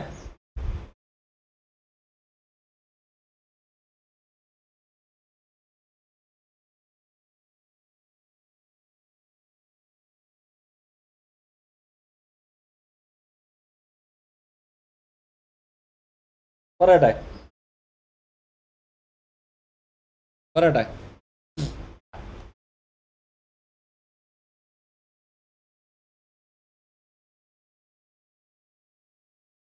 ശ്രദ്ധിക്കുക. ഇതെന്ന് പറഞ്ഞാൽ ഡെസൊല്യൂഷൻ ഓഫ് എ പാർട്ണർഷിപ്പ് ഫേമാണ്. ഡെസൊല്യൂഷൻ്റെ സമയത്ത് നമുക്കറിയാം ഇവിടെ അസറ്റുകളെല്ലാം ഉണ്ട്. ഈ അസറ്റുകളെല്ലാം വിറ്റാൽ കാശ് കിട്ടും. ഈ കിട്ടുന്ന കാശ് കൊണ്ട് എന്ത് ചെയ്യണം? ഈ ലൈബിലിറ്റി എല്ലാം സെറ്റ് ഓഫ് ചെയ്യണം. പക്ഷേ ഈ ലൈബിലിറ്റി സെറ്റ് ഓഫ് ചെയ്യുമ്പോൾ ആദ്യമേ ആർക്ക് കൊടുക്കും? ആദ്യമേ ഔട്ട്സൈഡേഴ്സിന് വേണ്ടി കൊടുക്കാൻ ഇയാൾക്കല്ലേ ഫസ്റ്റ് പ്രയോറിറ്റി. ഇനി പാർട്ട്നേഴ്സിന് ഇതിന് ലോൺ ഉണ്ടെങ്കിൽ ഇതിനല്ലേ സെക്കൻഡ് പ്രയോറിറ്റി. അതിനുശേഷമല്ലേ ഇവർക്ക് കൊടുക്കാൻ പറ്റത്തുള്ളൂ അല്ലേ? ഇവർക്ക് കൊടുക്കുമ്പോൾ അടുത്തൊരു പ്രശ്നമുണ്ട്. ഇവരിൽ ആദ്യമേ ആർക്ക് കൊടുക്കും എന്ന് പറഞ്ഞാൽ ഇപ്പം 1,50,000 രൂപ ഇവർക്ക് 3 രൂപ കൊടുക്കാനുണ്ട്. പക്ഷേ നമുക്കൊരു 20,000 രൂപയാണ് ഇവർക്ക് കൊടുക്കാൻ ഇപ്പം നമ്മുടെ കയ്യിൽ ബാക്കിയുള്ളത്. ഈ 20,000 രൂപ ആർക്ക് കൊടുക്കും? എക്സിനും വൈക്കും ഇസഡിനകത്ത് ആർക്ക് കൊടുക്കും? എക്സിന് മാത്രമേ കൊടുക്കത്തുള്ളൂ. അതോ എക്സിനും വൈക്കും ഇസഡിനും എങ്ങനെ ഈക്വലായിട്ട് കൊടുക്കണോ? അതോ അവരുടെ ക്യാപിറ്റൽ റേഷ്യോ കൊടുക്കണോ? ക്യാപിറ്റൽ റേഷ്യോ തന്നെ കൊടുക്കുന്ന സമയത്ത് തന്നെ അവരെല്ലാവരും പ്രപ്പോർഷനേറ്റ് ക്യാപിറ്റലാണോ? അതായത് proportionate in relation to profit sharing ratio, proportionate ക്യാപിറ്റലാണ് കൊണ്ടുവന്നേക്കുന്നത്. അങ്ങനെയാണ് കൊടുക്കേണ്ടത്. ഇങ്ങനെ കുറേ ചോദ്യങ്ങൾ നമ്മുടെ മനസ്സിൽ വരത്തില്ലേ? ഈ ചോദ്യങ്ങൾക്കുള്ള ഉത്തരവല്ലേ, അതായത് ഇവർക്ക് എങ്ങനെ കൊടുക്കണമെന്ന് തീരുമാനിക്കുന്നതല്ലേ നമ്മൾ ഈ ക്വസ്റ്റ്യനകത്ത് ചെയ്യാൻ പോകുന്നത്. ശ്രദ്ധിച്ച് വായിക്കുക. നമ്മുടെ പാർട്ട്നേഴ്സ് എന്ന് പറയുന്നത് എക്സും വൈയും ഇസഡുമാണ്. എക്സും വൈയും ഇസഡുമാണ് നമ്മുടെ ഇവിടുത്തെ പാർട്ട്നേഴ്സ് എന്ന് പറയുന്നത്. ആ പാർട്ട്നേഴ്സിൻ്റെ പ്രോഫിറ്റ് ഷെയറിംഗ് റേഷ്യോ എന്ന് പറഞ്ഞാൽ 5:4:4 ആണ്. മനസ്സിലാവും? അവരുടെ ബാലൻസ് ഷീറ്റ് തന്നിരിക്കുന്നത് ആസ് ഓൺ 31 മാർച്ച് 2020 ആണ്. ക്ലിയർ ആണോ? മനസ്സിലാവും? ബാലൻസ് ഷീറ്റ് ഡേറ്റ് അവർ എന്ത് തീരുമാനിച്ചു? On balance sheet date all the 3 partners have decided to dissolve their partnership. അവർ പാർട്ട്ണർഷിപ്പ് ഡിസോൾവ് ചെയ്യാൻ തീരുമാനിച്ചു. Since the realization of assets were protracted, they decided to distribute amounts as and when feasible, and for this purpose, they appoint SZ, who was to get as his remuneration 1% of the value of the asset realized other than cash at bank and 10% of the amount distributed to the partners. അതായത് ഈ full ഡിസ്ട്രിബ്യൂഷൻ്റെ കാര്യങ്ങളെല്ലാം നമ്മൾ ആരെ ഏൽപ്പിച്ചിരിക്കുന്നത്? ഇസഡിനെയാണ്. ഇസഡിന് നമ്മൾ 2 remuneration കൊടുക്കണം. 1% of asset realised, അതായത് ഏതൊക്കെ asset വിറ്റാലും except cash at bank. Cash വെച്ചിട്ട്, കാരണം ക്യാഷ് ഓൾറെഡി നമ്മുടെ ഉള്ളതാണല്ലോ.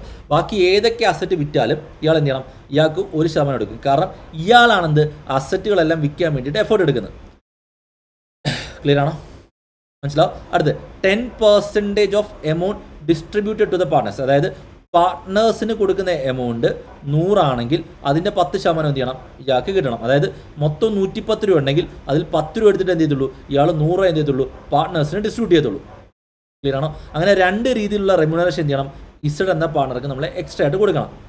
ദെൻ ഇതിനകത്ത് നമ്മൾ അസറ്റ് വെയർ റിയലൈസ്ഡ് പീസ്മെന്റ്, അതായത് അസറ്റ് നമുക്ക് കിട്ടിയിരിക്കുന്നത് first instalment 24,600, second, third, fourth, അങ്ങനെ ഓരോ ഇൻസ്റ്റാൾമെൻറ്റ് പറഞ്ഞിട്ടുണ്ട്.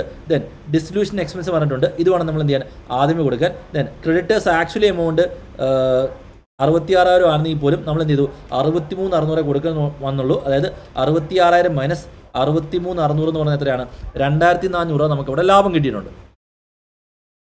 You are required to prepare a statement showing distribution of cash amongst the partners by highest relative capital method.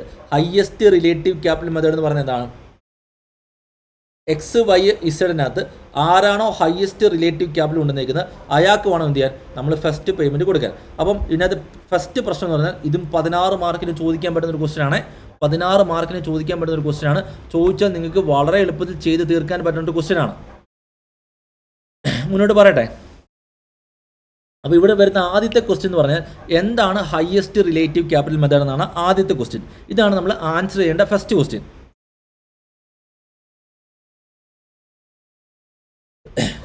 നോക്കിയേ, നമ്മൾ ഹയസ്റ്റ് റിലേറ്റീവ് ക്യാപിറ്റൽ കണ്ടുപിടിക്കാൻ പോകണം. അതായത് അതിനകത്ത് 2 വേർഡ്സ് ശ്രദ്ധിക്കണം. ഒന്നെന്ന് പറയുന്നത് ഹയസ്റ്റ് എന്ന വേർഡും, രണ്ടെന്ന് പറയുന്നത് റിലേറ്റീവ്. മനസ്സിലാവും? ഹയസ്റ്റ് റിലേറ്റീവ് ക്യാപിറ്റൽ ബേസിലാണ് നമ്മൾ എന്ത് ചെയ്യുന്നത്, ഇത് കണ്ടുപിടിക്കാൻ പോകുന്നത്. അപ്പം അതിനകത്ത് 2 കാര്യം ശ്രദ്ധിക്കണം. ഒന്ന് ഹയസ്റ്റ് എന്ന വേർഡും, 2 റിലേറ്റീവ് എന്ന വേർഡും. ക്ലിയർ ആണോ? മനസ്സിലാവും? അങ്ങനെ നമുക്ക് ചെയ്യാലോ. ക്വസ്റ്റ്യൻ വായിച്ചേ. നോക്കിയേ, അതായത് നമുക്കറിയാം ഇതിൻ്റെ പാർട്ട്നേഴ്സ് എന്ന് പറഞ്ഞാൽ ആയിരിക്കാം എക്സും വൈയും ഇസഡും ആണല്ലോ. ഇതിൻ്റെ പാർട്ട്നേഴ്സ് എന്ന് പറയുന്നത് എക്സും വൈയും ഇസഡും ആണല്ലോ. അവരുടെ ക്യാപിറ്റൽ അക്കൗണ്ട് ബാലൻസ് എന്ന് പറഞ്ഞാൽ എത്രയാണ്, 60,000, 40,000, 50,000 ഇതാണല്ലോ. ഇനി ഞാൻ പറയുന്ന കാര്യങ്ങൾ ശ്രദ്ധിച്ച് മനസ്സിലാക്കണം, വളരെ വളരെ ശ്രദ്ധിച്ച് മനസ്സിലാക്കണം. ഇനി ഞാൻ പറയുന്ന ഓരോ കാര്യങ്ങളും വളരെ ലോജിക്കലായിട്ടൊരു കാര്യമാണ് ഞാൻ പറയാൻ പോകുന്നത്. സോ ശ്രദ്ധിച്ച് മനസ്സിലാക്കുക. ഇവരുടെ പ്രോഫിറ്റ് ഷെയറിംഗ് റേഷ്യോ എന്ന് പറയുന്നത് 5:4:4 ആണല്ലോ. അങ്ങനെയെങ്കിൽ ഇവർ ഒരു ഷെയറിന് വേണ്ടിയിട്ട്, അല്ലെങ്കിൽ ഒരു പ്രോഫിറ്റ് ഷെയറിന് വേണ്ടിയിട്ട് അവർ എക്സിനെ സംബന്ധിച്ച് 60,000/5 12,000 രൂപ അല്ലേ ഈ മൊത്തവും 13-നകത്തെ ഒന്നിന് വേണ്ടിയിട്ട് അയാൾ കൊണ്ടുവന്നേക്കുന്നത്. വൈയെ സംബന്ധിച്ച് ഒരു ഷെയറിന് വേണ്ടിയിട്ട് 10,000 രൂപയും, എങ്ങനെ 40,000/4. ഇസഡിനെ സംബന്ധിച്ച് 50,000/4 ഒരു ഷെയറിന് വേണ്ടിയിട്ട് 12,500 അല്ലേ കൊണ്ടുവന്നേക്കുന്നത്. ക്ലിയർ ആണോ? മനസ്സിലാവോ?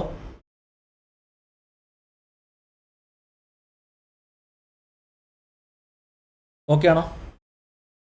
12,000, 10,000, 12,500. ക്ലിയർ ആണോ? അതായത് ഇവിടെ തന്നെ നിങ്ങൾക്കൊരു പ്രശ്നം തോന്നില്ലേ? അതായത് എക്സ് എന്ന ഒരാൾ ഒരു ഷെയറിന് വേണ്ടി 12,000 രൂപയും, വൈ എന്നൊരാൾ ഒരു ഷെയറിന് വേണ്ടി 10,000 രൂപയും, ഇസഡ് എന്നൊരാൾ ഒരു ഷെയറിന് വേണ്ടി 12,500 കൊണ്ടുവന്നിട്ടില്ലേ? അങ്ങനെയെങ്കിൽ അവിടെ തന്നെ ഒരു സിമിലാരിറ്റി ഇല്ലല്ലോ, പ്രപ്പോർഷനേറ്റ് ആയിട്ടല്ലല്ലോ കൊണ്ടുവന്നേക്കുന്നത്. മനസ്സിലാവും? അങ്ങനെയെങ്കിൽ നമ്മൾ നോക്കാൻ പോകുന്നത് ഇതിനകത്ത് ഏറ്റവും കുറച്ച് കൊണ്ടുവന്നാരാ, ഒരു പാർട്ടിന് വേണ്ടിയിട്ട് ശ്രദ്ധിച്ചേക്കണം, ഒരു പാർട്ടിന് വേണ്ടിയിട്ട് ഏറ്റവും കുറച്ച് കൊണ്ടുവന്നാരാ, വൈ അല്ലേ? അങ്ങനെയെങ്കിൽ വൈ കൊണ്ടുവരുന്ന പോലെ മറ്റുള്ളവരും കൊണ്ടുവന്നവരായിരുന്നെങ്കിൽ എത്ര കൊണ്ടുവരണമായിരുന്നു? അതായത് വൈ കൊണ്ടുവന്നത് ഒരു ഷെയറിന് 10,000 വെച്ചിട്ടാണ്. അങ്ങനെയെങ്കിൽ അതേ രീതി തന്നെ എക്സും ഇസഡും കൊണ്ടുവന്നതായിരുന്നെങ്കിൽ അവർ എത്ര കൊണ്ടുവന്നാൽ മതി? എത്രയാണ്? ഇവർ 5 ഷെയറിന് 10,000 രൂപ, ഇവിടെ 4 ഷെയറിന് 10,000 രൂപ, ഇവിടെ 4 ഷെയറിന് 10,000 രൂപ. ഇതെല്ലാം ആര് കൊണ്ടുവന്ന പോലെ കൊണ്ടുവരുവാണെങ്കിലാണ് ഇവിടുത്തെ ഏറ്റവും ലീസ്റ്റ് കൊണ്ടുവന്നേക്കുന്ന ആരാ? വൈ അല്ലേ? ഇയാൾ കൊണ്ടുവന്ന പോലെ കൊണ്ടുവന്നായിരുന്നെങ്കിൽ ഓരോ ആളും എന്ത് ചെയ്യാതി 10,000 വെച്ച് കൊണ്ടുവന്നാൽ പോരായിരുന്നോ എന്ന് നമ്മൾ നോക്കുകയാണ്. ഏറ്റവും ലീസ്റ്റ് കൊണ്ടുവന്ന ആളുടെ ബേസിൽ നമ്മൾ നോക്കുകയാണ്. അങ്ങനെയെങ്കിൽ എക്സ് 50,000, വൈ 40,000, ഇസഡ് 40,000 കൊണ്ടുവന്നാൽ പോരായിരുന്നോ? പക്ഷേ എത്ര കൊണ്ടുവന്നു? ഇത് എയും ഇത് ബിയും ആണെങ്കിൽ ഓരോ ആളും 10,000 രൂപ അല്ലെങ്കിൽ എക്സ് 10,000 രൂപയും ഇസഡ് 10,000 രൂപയും എക്സ്ട്രാ കൊണ്ടുവന്നിട്ടില്ലേ? മനസ്സിലാവും? എക്സ് 10,000 രൂപയും, അതായത് in relation to Y X 10,000 രൂപയും in relation to Y Z 10,000 രൂപയും എക്സ്ട്രാ കൊണ്ടുവന്നിട്ടില്ലേ? അങ്ങനെയെങ്കിൽ ഇവരെ റീപേ ചെയ്തിട്ടല്ലേ ഇത് മുന്നോട്ട് പോകാൻ പറ്റത്തുള്ളൂ. ഫസ്റ്റ് ആർക്ക് കൊടുക്കണം? എക്സിനും ഇസഡിനും കൊടുക്കണ്ടേ? അതായത് ഒരു 20,000 രൂപ കിട്ടിക്കഴിഞ്ഞാൽ 10,000 രൂപ എക്സിനും ഇസഡിന് 10,000 രൂപ കൊടുത്തിട്ട് അതിനുശേഷമല്ലേ എക്സിനും വൈക്കും ഇസഡിനോട് ചേർത്തിട്ട് ഇവിടത്തിലാണ് 50,000, 40,000, 40,000. ഇതെന്ത് ചെയ്യാം? ഇവർക്ക് പ്രോഫിറ്റ് ഷെയറിംഗ് റേഷ്യോയിലോ എങ്ങനെ വേണമെങ്കിലും ഡിവൈഡ് ചെയ്യാലോ. മനസ്സിലാവും? ഇതുവരെ മനസ്സിലാവും? ഇവിടെ കൊണ്ടും പ്രശ്നം കഴിയുന്നില്ല, ശ്രദ്ധിച്ച് മനസ്സിലാക്കണം. ഇനി ഒരു 20,000 രൂപ കിട്ടുവാണെങ്കിൽ ഓക്കെ, പക്ഷെ നമുക്കൊരു 6,000 രൂപ കിട്ടിയുള്ളൂ. 6,000 രൂപ കിട്ടുമ്പം എക്സിന് കൊടുക്കണോ ഇസഡിന് കൊടുക്കണോ ആദ്യമേ എന്നൊരു ചോദ്യം വരത്തില്ലേ? അതോ ഈക്വലായിട്ട് ഡിവൈഡ് ചെയ്യണോ? ഈക്വലായിട്ട് ഡിവൈഡ് ചെയ്യാൻ പറ്റത്തില്ല. കാരണം ഇവർ രണ്ടുപേരും ഇത് എക്സ്ട്രാ ഒരു പോർഷന് വേണ്ടിയിട്ട് കൊണ്ടുവന്നെങ്കിൽ നമ്മൾ സെയിം ആയിരിക്കണം നിർബന്ധമില്ല. ശ്രദ്ധിച്ച് മനസ്സിലാക്കണം. അതായത് in relation to Y X എന്ത് ചെയ്തിട്ടുണ്ട്? 10,000 രൂപ എക്സ്ട്രാ കൊണ്ടുവന്നിട്ടുണ്ട്. In relation to Y Z എന്ത് ചെയ്തിട്ടുണ്ട്? 10,000 രൂപ എക്സ്ട്രാ കൊണ്ടുവന്നിട്ടുണ്ട്. പക്ഷേ നിങ്ങൾ മനസ്സിലാക്കേണ്ട ഒരു കാര്യം എന്ന് പറയുന്നത് എന്താണ്? എക്സിനും ഇസഡിനും തമ്മിൽ ഒരു പ്രശ്നം ഉണ്ടായിക്കഴിഞ്ഞാൽ ആദ്യമേ ആർക്ക് കൊടുക്കണം? അതോ ആദ്യമേ എക്സിന് കൊടുക്കണോ? അതോ ആദ്യമേ ഇസഡിന് കൊടുക്കണോ? അതോ ഇവർക്ക് രണ്ടുപേർക്കും ഏതെങ്കിലും റേഷ്യോയിൽ കൊടുക്കണോ എന്നാണ് അടുത്ത ചോദ്യം. അതായത് എക്സിനും ഇസഡിനും ഈ 10,000 രൂപ കൊടുത്ത് ക്ലിയർ ആക്കിയ ശേഷം മാത്രമേ എന്ത് ചെയ്യാൻ പറ്റത്തുള്ളൂ? നമുക്ക് മുന്നോട്ട് പോയിട്ട് ബാക്കിയുള്ള എമൗണ്ട് കൊടുക്കാൻ പറ്റത്തുള്ളൂ. പക്ഷേ പ്രശ്നം എന്താണ്? എക്സിനും ഇസഡിനും നമുക്ക് 20,000 താഴെ ഒരു എമൗണ്ടാണ് കിട്ടുന്നതെങ്കിൽ എങ്ങനെ ഡിസ്ട്രിബ്യൂട്ട് ചെയ്യും? ഫോർ എക്സാമ്പിൾ ഒരു 6,000 രൂപ കിട്ടി, 8,000 രൂപ കിട്ടി, 13,000 റുപ്പീസ് കിട്ടി. ഈ 13,000 റുപ്പീസ് കിട്ടുന്ന സമയത്ത് ഈ എമൗണ്ട് നമ്മൾ എങ്ങനെ ഡിസ്ട്രിബ്യൂട്ട് ചെയ്യും എന്നതല്ല ഇവിടുത്തെ പ്രശ്നം. ക്ലിയർ ആണോ? മനസ്സിലാക്കാൻ പറ്റുമോ? ഓക്കെ ആണോ? അങ്ങനെയെങ്കിൽ നമുക്ക് മുന്നോട്ട് നോക്കാമല്ലോ. ഞാൻ പറഞ്ഞ പോയിന്റ് ക്ലിയർ ആണെന്നുണ്ടോ? മനസ്സിലാവുന്നുണ്ടോ? ശ്രദ്ധിക്കുക. അങ്ങനെയെങ്കിൽ അടുത്ത പോയിന്റ് നോക്കുക. അടുത്ത പോയിന്റിനകത്ത് നമ്മൾ മനസ്സിലാക്കേണ്ട ഒരു കാര്യം എന്ന് പറഞ്ഞാൽ ഒരു എക്സ്ട്രാ പാർട്ടിന് വേണ്ടിയിട്ട്, അതായത് ഒരു പാർട്ടിന് വേണ്ടിയിട്ട് അവർ എക്സ്ട്രാ ആയിട്ട് 10,000 കൊണ്ടുവന്നിട്ടുണ്ടെന്നല്ലേ? ഒരു പാർട്ടിന് വേണ്ടിയിട്ട് മൊത്തം കൊണ്ടുവന്ന എത്രയാണ്? എക്സ് എത്രയാണ്? 12,000. പക്ഷേ ഇവിടെ എത്രയാണ്?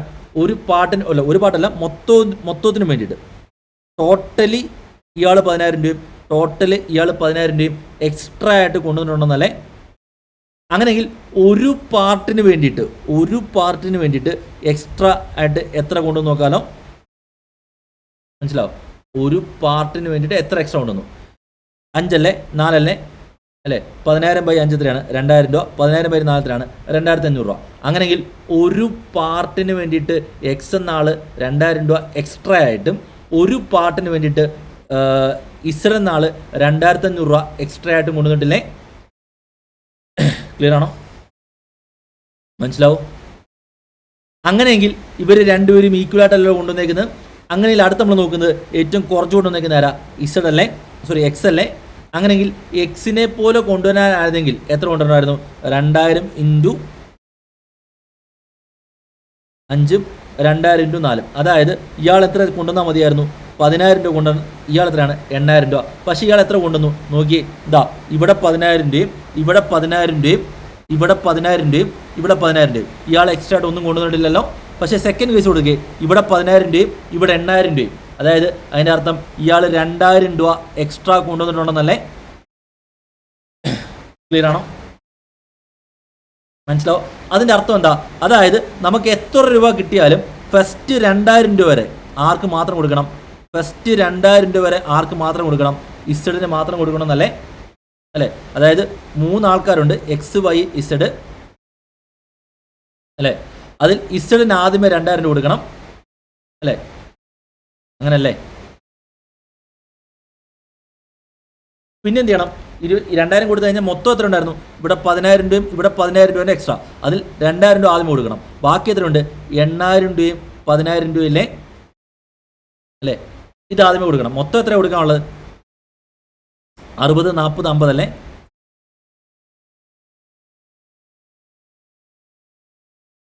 അല്ലേ? നമുക്ക് എത്ര കിട്ടിയാലും ആദ്യമേ 2000 രൂപ ഇസഡിന് കൊടുക്കണം. പിന്നെ എന്ത് ചെയ്യണം? ഒരു 18,000 രൂപ വരെ എന്ത് ചെയ്യണം? എക്സിനും ഇസഡിനും കൊടുക്കണം. ഇത്രയും ചെയ്ത് കഴിഞ്ഞാൽ ആ 20,000 രൂപ എക്സ്ട്രാ കൊണ്ടുവന്നേക്കുന്ന ക്യാപിറ്റലിലെ ഹയസ്റ്റ് റിലേറ്റീവ് ക്യാപിറ്റലിലെ എഫക്റ്റ് നമ്മൾ കളഞ്ഞില്ലേ? അതായത് ഇനിയുമുള്ള ക്യാപിറ്റൽ എന്ന് പറയുന്നത് എന്താണ്? എല്ലാവരുടെയും ഈക്വൽ അല്ലേ? സെയിം പ്രൊപ്പോർഷൻ അല്ലേ? അങ്ങനെയെങ്കിൽ ഇതെന്ത് ചെയ്യണം? 5:3 എന്ന റേഷ്യോയിൽ എക്സിനും ഇസഡിനും മാത്രം കൊടുക്കണം. ബാക്കിയുള്ള എമൗണ്ട് അല്ല, ബാക്കിയുള്ള എമൗണ്ട് എന്ന് പറയുന്നതാണ് ഇവിടെ 40,000 രൂപ വരും. ഇവിടെ എത്ര വരും? അല്ല 40,000, ഇവിടെ 50,000 രൂപ വരും. ഇവിടെ 40 വരും. ഇവിടെ 40,000 വരും. ഇതെന്താണ്? 5:3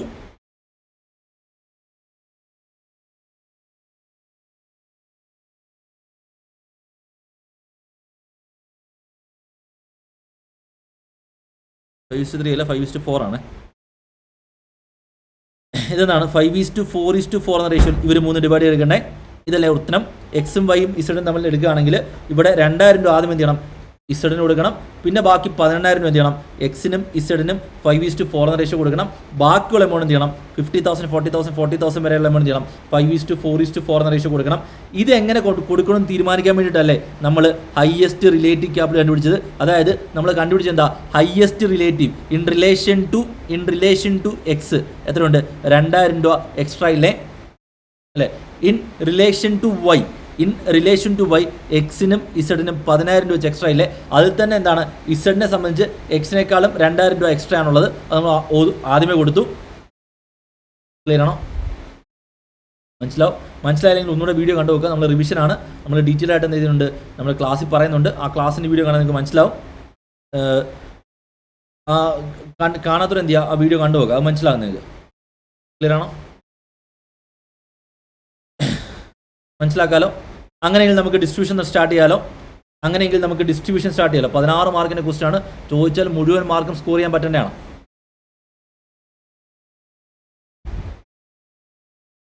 നമുക്ക് കൊടുക്കേണ്ട പേയ്മെൻറ്റ് ആർക്കൊക്കെയാണ്? Creditors, Y's loan, X Y Z capital അല്ലേ? ഈ ക്യാപിറ്റൽ എങ്ങനെ കൊടുക്കണമെന്ന് കണ്ടുപിടിക്കാൻ വേണ്ടിയിട്ടല്ലേ നമ്മൾ ഹയസ്റ്റ് റിലേറ്റീവ് ക്യാപിറ്റൽ മെത്തേഡിലോട്ട് പോയത്? ക്ലിയർ ആണോ? അതിൻ്റെ ലോജിക്കാണ് ഞാൻ പറയാൻ ശ്രമിച്ചത്. മനസ്സിലായെന്ന് വിശ്വസിക്കുന്നു. അങ്ങനെയെങ്കിൽ ഓരോരുത്തരുടെയും ബാലൻസ് എടുക്കുക. 66,000, 18,000, 60,000, 40,000, 50,000 അല്ലേ? ഇതല്ലേ ഓരോരുത്തരുടെയും ബാലൻസ് എന്ന് പറയുന്നത്? ഇതിൽ തന്നെ ഫസ്റ്റ് ഇൻസ്റ്റാൾമെൻറ്റ് എമൗണ്ട് എന്ന് പറഞ്ഞാൽ 74,600 എന്ത് ചെയ്യുന്നുണ്ട്? നമുക്ക് അസറ്റിൻ്റെ റിയലൈസേഷൻ ആയിട്ട് കിട്ടുന്നുണ്ട്. പിന്നെ ഒരു 1,100 രൂപ എന്ത് ചെയ്യുന്നുണ്ട്? നമുക്ക് ക്യാഷ് ആയിട്ട് ഓൾറെഡി നമ്മുടെ കയ്യിൽ അവൈലബിൾ ആണ്. അങ്ങനെ മൊത്തം നമ്മുടെ കയ്യിൽ 75,700 രൂപയിലെ 74,600 പ്ലസ് 1,100 മൊത്തം 75,700 അല്ലേ? ഇതിൽ നിന്ന് ആദ്യമേ നമ്മൾ ചെയ്യേണ്ടത് ഡിസൊല്യൂഷൻ എക്സ്പെൻസ് ഒരു 12,000 രൂപ കൊടുക്കാനുണ്ടല്ലോ. അത് കൊടുത്തു കഴിഞ്ഞാൽ ബാക്കി നമ്മുടെ കയ്യിൽ ഒരു 63,700 ഉണ്ടല്ലോ. ഈ 63,700 നിന്ന് നമ്മൾ 1% ഏതിൻ്റെ? അസറ്റ് റിയലൈസ്ഡിൻ്റെ 1% ഇസഡിന് റെമ്യൂണറേഷൻ ആയിട്ട് കൊടുക്കണ്ടേ? അസറ്റ് റിയലൈസ്ഡ് എന്ന് പറഞ്ഞാൽ 74,600 അല്ലേ? നമ്മുടെ അസറ്റ് റിയലൈസ്ഡ് എന്ന് പറയുന്നത് 75,700 അല്ലല്ലോ. മനസ്സിലാവും? അങ്ങനെയെങ്കിൽ ആ 74,600ൻ്റെ 1% എന്ന് പറയുന്നത് എത്രയാണ്? 746 അല്ലേ? ഈ 746 കൊടുത്തു കഴിഞ്ഞാൽ ബാക്കി 62,984 അല്ലേ? 63,700 മൈനസ് 746 6,954 അല്ലേ? മനസ്സിലാവും? ഇതിൽ നിന്ന് ഫസ്റ്റ് പേയ്മെൻറ്റ് ആർക്ക് കൊടുക്കണം? ഈ ക്രെഡിറ്റേഴ്സിന് കൊടുക്കണ്ടേ?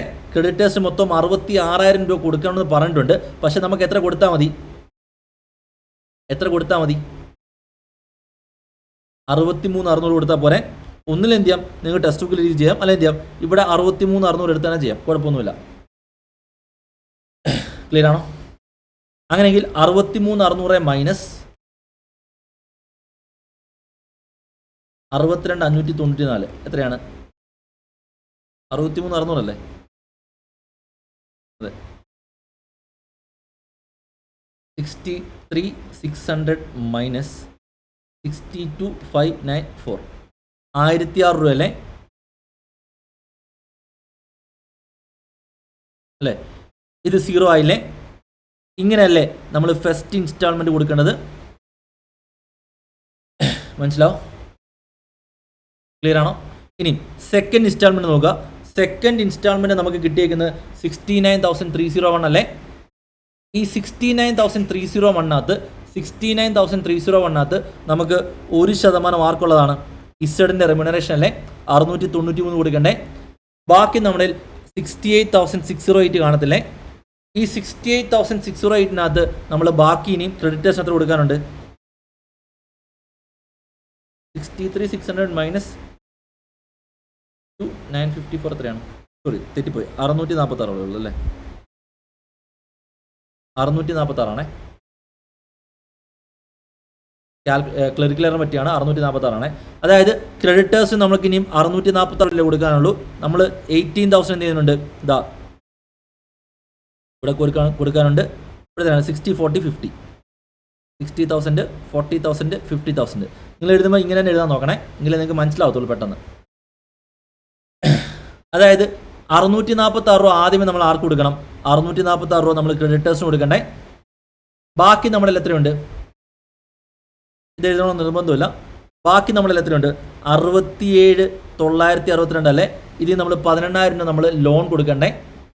ലോൺ കൊടുത്തു കഴിഞ്ഞാൽ ബാക്കി നമ്മളിൽ എത്രയുണ്ട്? 49,962 അല്ലേ. ഈ 49,962 ഇനി ആർക്കുള്ളതാ? 49,962 ഇനി ആർക്കുള്ളതാ? പാർട്ട്നേഴ്സിനുള്ളതല്ലേ. പക്ഷേ എന്താ പറഞ്ഞേക്കുന്നത്?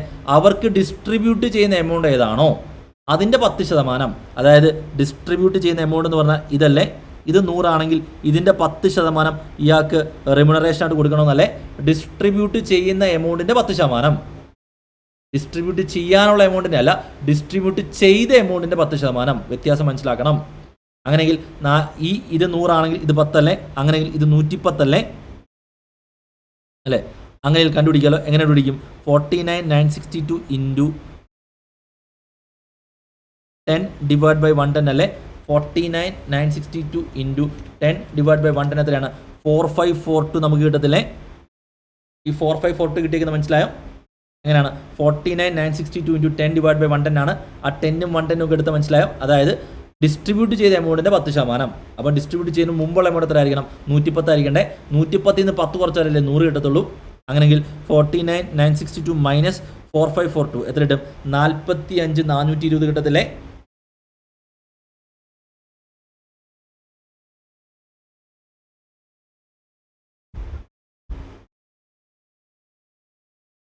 ക്ലിയർ ആണോ?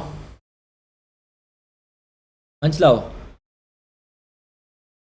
ഈ 45,420 കിട്ടിക്കഴിഞ്ഞാൽ ആദ്യമേ നമ്മൾ എന്ത് ചെയ്യണം? ആദ്യമേ 2,000 രൂപ ഇസഡിന് കൊടുക്കണ്ടേ. വേണ്ടേ? ബാക്കി 18,000 രൂപ വരെ ആർക്ക് കൊടുക്കണം? എക്സിനും ഇസഡിനും. ഏത്? 5:4 എന്ന റേഷ്യോ കൊടുക്കണ്ടേ അല്ലേ. 43,420 നമ്മുടെ ബാലൻസ് ഇരിപ്പുണ്ടല്ലോ. അങ്ങനെ 10,000 രൂപ മൊത്തം കൊടുക്കാൻ പറ്റുമല്ലോ. എത്രയാണ്? 10,000:8,000 എന്ന് കൊടുക്കാൻ പറ്റുമല്ലോ. ബാലൻസ് നമ്മുടെ 25,420 വരത്തില്ലേ. ഇനി നമുക്ക് ആരെ സംബന്ധിച്ചും ഹയസ്റ്റ് റിലേറ്റീവ് ക്യാപിറ്റൽ അല്ലോ. അങ്ങനെ എക്സിനും വൈക്കും ഇസഡിനും 5:4 എന്ന റേഷ്യോ കൊടുക്കാമല്ലോ. മനസ്സിലാവും? ക്ലിയർ ആണോ? അങ്ങനെയെങ്കിൽ ഏത് റേഷ്യോ കൊടുക്കും? 25:420 എന്ത് ചെയ്യണം? 5:4 എന്ന റേഷ്യോയിൽ കൊടുത്തു കഴിഞ്ഞാൽ ഓരോരുത്തർക്കും ഇത്ര വരത്തില്ലേ. അങ്ങനെയെങ്കിൽ ബാലൻസ് എത്രയാണ്? ഇത് 0 ആയിട്ട് മാറും. ഇത് 0 ആണ്. ഇത് 0 ആണ്. ഇത് എത്രയാണ്? 50,000 നമ്മൾ എത്ര കൊടുത്തു? 9,778 അല്ലേ കൊടുത്ത്. അതായത് 40,222 അല്ലേ. ഇത് എത്രയാണ്? 32,179 അല്ലേ. ഇത് എത്രയാണ്? 32,179. ഇത്രയല്ലേ എമൗണ്ട് വന്നേക്കുന്നത്. ക്ലിയർ ആണോ? ഇവിടെ നിന്നല്ലേ തേർഡ് ഇൻസ്റ്റാൾമെൻറ്റ് സ്റ്റാർട്ട് ചെയ്യേണ്ടത്. മനസ്സിലാവുന്നുണ്ടോ? തേർഡ് ഇൻസ്റ്റാൾമെൻറ്റ് സ്റ്റാർട്ട് ചെയ്യുന്ന സമയത്ത് എന്ത് ചെയ്യണം? നമ്മൾ ഈ 40,000 രൂപയും എന്താണ് കൊടുക്കുന്നത്? പാർട്ട്നേഴ്സിന് മാത്രമല്ല കൊടുക്കുന്നത്. അങ്ങനെയെങ്കിൽ ഇത് 100 ആണെങ്കിൽ ഇത് 10 ആണെങ്കിൽ ഇത് 110 ആയിരിക്കത്തില്ലേ. ക്രോസ് മൾട്ടിപ്ലൈ ചെയ്യുമ്പം 40,000 ഇൻറ്റു 10 ഡിവൈഡ് ബൈ 110 അല്ലേ. ക്ലിയർ ആണോ? അങ്ങനെയെങ്കിൽ 400 കിട്ടത്തില്ലേ. ബാക്കി നമുക്ക് 400 അല്ല, ഈ ഇതെന്ന് പറഞ്ഞാൽ എത്രയാണ്? ഇങ്ങനെയല്ലേ, സോറി മാറിപ്പോയി. അതായത് ഇതെന്ന് പറഞ്ഞാൽ നമ്മൾ അസറ്റ് വിൽക്കുന്നതിൻ്റെ 1%. അസറ്റ് വിൽക്കുന്നതിൻ്റെ 1% എന്ന് പറഞ്ഞാൽ 40,000-ന് 1% 400 രൂപ. ബാക്കി 39,600 രൂപ. മനസ്സിലാവും? അതിനുശേഷം എന്താണ്? റെമ്യൂണറേഷൻ. അതായത് പാർട്ട്നേഴ്സിന് കൊടുക്കുന്ന എമൗണ്ടിൻ്റെ റെമ്യൂണറേഷൻ. അതെങ്ങനെ? 10% എന്ന് പറയുന്നതാണ്. ഇത് 100 ആണെങ്കിൽ ഇത് 10 ആണെങ്കിൽ ഇത് എത്ര ആയിരിക്കും? 110 ആയിരിക്കും. മനസ്സിലാവും? ക്ലിയർ ആണോ? അങ്ങനെ എങ്ങനെ കിട്ടാൻ പറ്റും? 39,600 ഇൻറ്റു 10 ഡിവൈഡ് ബൈ 110 അല്ലേ. മനസ്സിലാവും? ബാക്കി 36,000 കിട്ടത്തില്ലേ. മനസ്സിലാവും. ബാക്കി XYZ 5:4:4 എന്ന റേഷ്യോ കൊടുക്കാമല്ലോ. 36,000 5:4:4 എന്ന റേഷ്യോ കൊടുത്തു കഴിഞ്ഞാൽ 13,846, 11,077, 11,077 എന്ന റേഷ്യോയിലാകത്തില്ലേ. ഇതിൻ്റെ ബാലൻസ് എത്രയാവും? ഇതിൻ്റെ ബാലൻസ് 0 ആവും. ഇത് 26,376 ആവും. ഇത് 21,102 ആവും. ഇത് 21,102 ആവും. ഇങ്ങനെയായിട്ട് മാറത്തില്ലേ.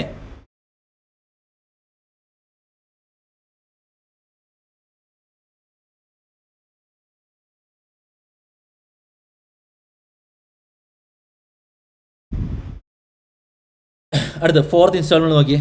28,000 അല്ലേ, അതിൻ്റെ 1% കൊടുക്കണം, 250 രൂപ. ബാക്കി എത്രയാണ്? 27,720 അല്ലേ. ഈ 27,720-ക്കകത്ത് 10%, അതായത് ഇതെന്ന് പറഞ്ഞാൽ ഡിസ്ട്രിബ്യൂട്ട് ചെയ്യുന്ന എമൗണ്ട് 100 ആണെങ്കിൽ ഇത് 10, ഇത് 110. അപ്പോൾ സെയിം തന്നെ അല്ലേ. 27,720 × 10/110 നമുക്ക് എത്ര കിട്ടും? 2520 കിട്ടും. ഈ 25,200 എന്ത് ചെയ്യണം? 5:4:4 എന്ന റേഷ്യോയിൽ ഇവർക്ക് 3 പേർക്കും ഡിസ്ട്രിബ്യൂട്ട് ചെയ്യണ്ടേ. അങ്ങനെ ഡിസ്ട്രിബ്യൂട്ട് ചെയ്ത് കഴിഞ്ഞ് കഴിഞ്ഞാൽ ഇതിൻ്റെ ബാലൻസ് ലോസ്, പിന്നെ ബാലൻസ് ഉണ്ടെങ്കിൽ എൻ്റെ അർത്ഥം എന്താ? അത് ഇവർ സഫർ ചെയ്യേണ്ട ലോസ് ആണെന്നല്ല അർത്ഥം. 16 മാർക്കിന് ചോദിക്കാൻ പറ്റുന്ന ക്വസ്റ്റ്യൻ ആണ്. അതിൽ ഈ ഒരു ലോജിക്ക് നിങ്ങൾക്ക് മനസ്സിലായിട്ടുണ്ടെങ്കിൽ നിങ്ങൾക്ക് വളരെ എളുപ്പത്തിൽ സ്കോർ ചെയ്യാൻ പറ്റുന്നതാണ്. രണ്ട് കാര്യങ്ങളാണ്. ഒന്ന്, ഹയസ്റ്റ് റിലേറ്റീവ് ക്യാപിറ്റൽ കണ്ടുപിടിക്കാൻ പറ്റണം. അതിൻ്റെ ലോജിക്ക് ഞാൻ ഓൾറെഡി പറഞ്ഞതാണ്. രണ്ടെന്താണ്? ഈ ഒരു ഏരിയ, ഈ 10% കാൽക്കുലേഷൻ ഏരിയ കണ്ടുപിടിക്കാൻ പറ്റണം. ബാക്കി വളരെ എളുപ്പത്തിൽ നിങ്ങൾക്ക് മുഴുവൻ മാർക്കും സ്കോർ ചെയ്യാൻ പറ്റണ്ടേ അല്ലേ? ക്ലിയർ ആണോ? മനസ്സിലാവോ? ഓക്കെ ആണോ?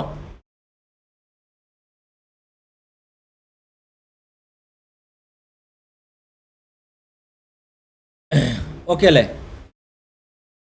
മുന്നോട്ട് നോക്കാം. 2B നോക്കിയേ. ഡെസിഗ്നേറ്റഡ് പാർട്ട്നേഴ്സ് ഇൻ LLP, അതായത് നമുക്കറിയാം പാർട്ട്ണർഷിപ്പിൻ്റെ ഒരു വേറെ ഫോമാണ് ലിമിറ്റഡ് ലയബിലിറ്റി പാർട്ട്ണർഷിപ്പ് എന്ന് പറഞ്ഞ്. പാർട്ട്ണർഷിപ്പിൻ്റെ ഏറ്റവും വലിയ ഡിസഡ്വാൻറ്റേജ് എന്ന് പറയുന്നത് എന്താണ്? അൺലിമിറ്റഡ് ലയബിലിറ്റിയാണ്. ഇവിടെ ആകുമ്പോൾ എന്താണ്? ലിമിറ്റഡ് ലയബിലിറ്റിയാണ്. ഇവിടെ പാർട്ട്നേഴ്സ് ഉണ്ടാവും. ഈ പാർട്ട്നേഴ്സിനകത്ത് തന്നെ എന്ത് ചെയ്യണം? ഡെസിഗ്നേറ്റഡ് പാർട്ട്നേഴ്സ് കാണണം എന്നാണ് പറയുന്നത്. ഈ ഡെസിഗ്നേറ്റഡ് പാർട്ട്നേഴ്സ് എന്ന് പറഞ്ഞാൽ ഈ ഡെസിഗ്നേറ്റഡ് പാർട്ട്നേഴ്സ് ആയിരിക്കും. അതായത് ഇതാരാ പറയുന്നത്? LLP ആക്ട് പ്രകാരമാണെന്ത് നമ്മൾ ഡെസിഗ്നേറ്റഡ് പാർട്ട്നേഴ്സിനെ അപ്പോയിൻറ്റ് ചെയ്തത്. അതിൽ മിനിമം എന്ത് ചെയ്യണം? 2 ആൾക്കാരെങ്കിലും, അതായത് 10 പാർട്ട്നേഴ്സ് ഉണ്ടെങ്കിൽ അതിൽ, അല്ലെങ്കിൽ 8 പാർട്ട്നേഴ്സ് ഉണ്ടെങ്കിൽ ഇപ്പോൾ ഒരു 2 പാർട്ട്നേഴ്സ് മാത്രം ഉള്ളെങ്കിൽ എന്ത് ചെയ്യണം? ആ 2 പാർട്ട്നേഴ്സ് എന്തായിരിക്കും? ഡെസിഗ്നേറ്റഡ് പാർട്ട്നേഴ്സ് ആയിരിക്കും. മനസ്സിലാവും? who are individuals and at least one of them shall be resident in India. അതായത് 2 പേരിൽ, അതായത് ഈ 2 ഡെസിഗ്നേറ്റഡ് പാർട്ട്നേഴ്സിനകത്ത് ഒരാളെങ്കിലും മിനിമം ആണ് പറഞ്ഞത്. മിനിമം എന്ത് ചെയ്യണം? ഒരാളെങ്കിലും ഇന്ത്യൻ റെസിഡൻ്റ് ആയിരിക്കണം. മനസ്സിലാവും? ഇനി ഒരു പാർട്ട്ണർഷിപ്പ് ഫേമിനകത്ത്, ഒരു LLPക്കകത്ത് ഇതിൻ്റെ പാർട്ട്നേഴ്സ് എന്ന് പറയുന്നത് A ലിമിറ്റഡ് എന്ന കമ്പനി, B ലിമിറ്റഡ് എന്ന കമ്പനി, C ലിമിറ്റഡ് എന്ന കമ്പനി എന്നാണെങ്കിൽ ഇവിടെ വ്യക്തികളില്ലല്ലോ. ഇവിടെ വ്യക്തികളില്ലാത്ത സ്ഥിതിക്ക് എന്ത് ചെയ്യണം? ഇവർ നോമിനേറ്റ് ചെയ്യുന്ന പേഴ്സൺസ് ആയിരിക്കണം എന്ത്? ഇതിൻ്റെ ഡെസിഗ്നേറ്റഡ് പാർട്ട്നേഴ്സ് ആയിട്ട് വരേണ്ടത്. മനസ്സിലാവും? ക്ലിയർ ആണോ?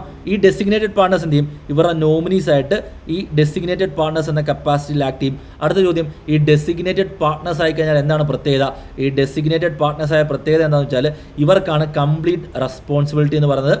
Responsible for doing all acts, matters and things as are required to be done by the limited liability partnership in respect of compliance of the provisions of this act, including filing of any document, return, statement and the like report pursuant to the provisions of this act and as may be specified in the limited liability partnership agreement. മനസ്സിലാവും? ഇതിനകത്തുള്ള എല്ലാ, അതായത് ഏതെങ്കിലും provisions ഇവർ violate ചെയ്തിട്ടുണ്ടെങ്കിൽ അതിനെല്ലാം എന്ത് ചെയ്യണം?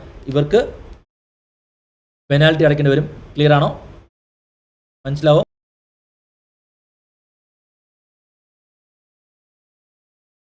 ക്ലിയർ ആണല്ലോ? മനസ്സിലാവുമല്ലോ? Then define the following terms. ESOP അത് നമുക്കറിയാം. കമ്പനി എന്ത് ചെയ്യും? നമ്മൾ ഇത്ര ഷെയർ തരാമെന്ന് പറയും. ആ ഷെയർ തരാമെന്ന് പറയുന്നത് എന്താണ്? ഗ്രാൻഡേറ്റ് ആണ്. എന്നിട്ട് പറയും നിങ്ങൾ 3 വർഷം വർക്ക് ചെയ്താലാണ് തരുന്നത്. അങ്ങനെയെങ്കിൽ ഈ 3 വർഷം വർക്ക് ചെയ്യുമോ ഇല്ലെന്ന് തീരുമാനിക്കപ്പെടുന്ന സമയമാണ് വെസ്റ്റിംഗ് പീരീഡ്. ദെൻ 3 വർഷം കഴിയുമ്പോൾ എന്ത് ചെയ്യും? ഇത് വെസ്റ്റ് ആവും. അതാണ് വെസ്റ്റിംഗ് ഡേറ്റ്. അപ്പം തരാം എന്ന് പറയുന്ന ദിവസത്തെയാണ് ഗ്രാൻഡേറ്റ് എന്ന് വിളിക്കുന്നത്.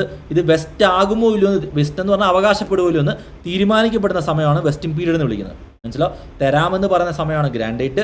വെസ്റ്റ് ആകുമോ ഇല്ലയോ എന്ന് തീരുമാനിക്കപ്പെടുന്ന സമയമാണെന്ത്? വെസ്റ്റിംഗ് പീരീഡ് എന്ന് വിളിക്കുന്നത്. മനസ്സിലാവും? അത് വെസ്റ്റ് ആവുന്ന ദിവസം എന്താണ്? വെസ്റ്റിംഗ് ഡേറ്റ് ആണ്. ക്ലിയർ ആണല്ലോ? അപ്പോൾ വെസ്റ്റിംഗ് പീരീഡ്, വെസ്റ്റിംഗ് ഗ്രാൻഡേറ്റും മനസ്സിലാക്കുക, വായിച്ചു നോക്കുക.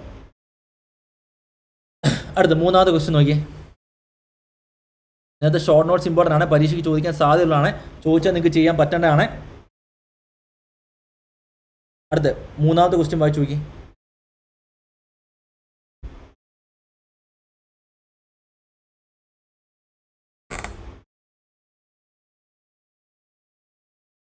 തേർഡ് ക്വസ്റ്റ്യൻ വായിച്ചു നോക്കി. കമ്പനിയുടെ പേരെന്താ? PQ എന്നല്ലേ. അവർ എത്ര സ്റ്റോക്ക് ഓപ്ഷൻ ഗ്രാൻഡ് ചെയ്തു? 100 എണ്ണം അല്ലേ. To each of its 1000 employees. അപ്പോൾ 1000 എംപ്ലോയീസ് ഇൻറ്റു 100 അല്ലേ മൊത്തം stock option grant. Grant date എന്താണ്?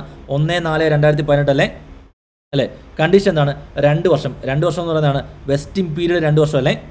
Fair value of the option is 18 എന്ന് പറഞ്ഞാൽ ഫെയർ വാല്യൂ മെത്തേഡല്ലേ ചൂസ് ചെയ്യേണ്ടത് അല്ലേ. അപ്പോൾ ഇഷ്യൂ പ്രൈസ് കണ്ടുപിടിക്കുന്നത് എന്ത് ചെയ്യണം? Fair value plus exercise price അല്ലേ.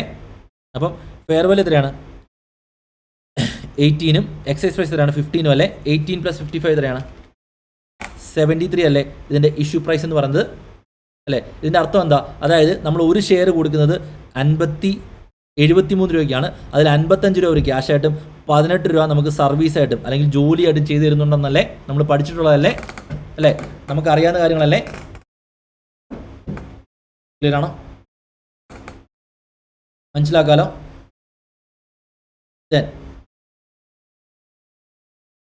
930 ആണ് ഫസ്റ്റ് ഇയർ, 850 ആണ് സെക്കൻഡ് ഇയർ.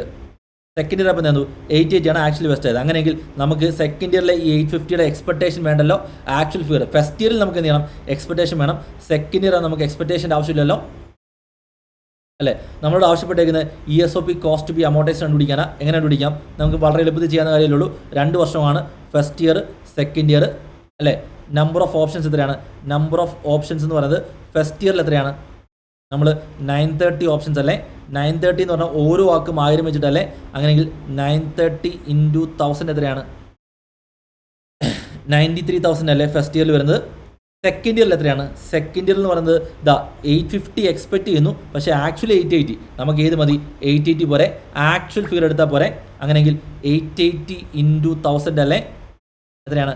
880 × 1000 എത്രയാണ്?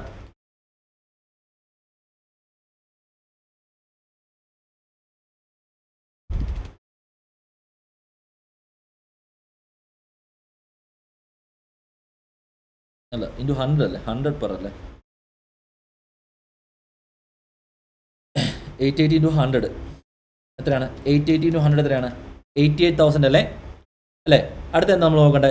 ഫെയർ വാല്യൂ പെർ ഓപ്ഷൻ അല്ലേ. ഫെയർ വാല്യൂ പെർ ഓപ്ഷൻ അല്ലേ. ഫെയർ വാല്യൂ ഓരോ ഓപ്ഷൻ്റെ ഫെയർ വാല്യൂ എത്രയാണ്? 18 അല്ലേ. ഈ 18 റുപ്പീസ് അല്ലേ നമുക്ക് സർവീസായിട്ട് കിട്ടുന്നത്. അതിൽ മാറ്റമില്ലല്ലോ. അങ്ങനെ ഇത് എയും ഇത് ബിയും ആണെങ്കിൽ A × B അല്ലേ ടോട്ടൽ കോമ്പൻസേഷൻ എക്സ്പെൻസ് എന്ന് പറയുന്നത്. ടോട്ടൽ കോമ്പൻസേഷൻ എക്സ്പെൻസ് എന്ന് പറയുന്നത് A × B അല്ലേ എന്ന് പറഞ്ഞാൽ 93,000 × 18 അല്ലേ എന്ന് പറഞ്ഞാൽ എത്ര വരും? 16,74,000 അല്ലേ.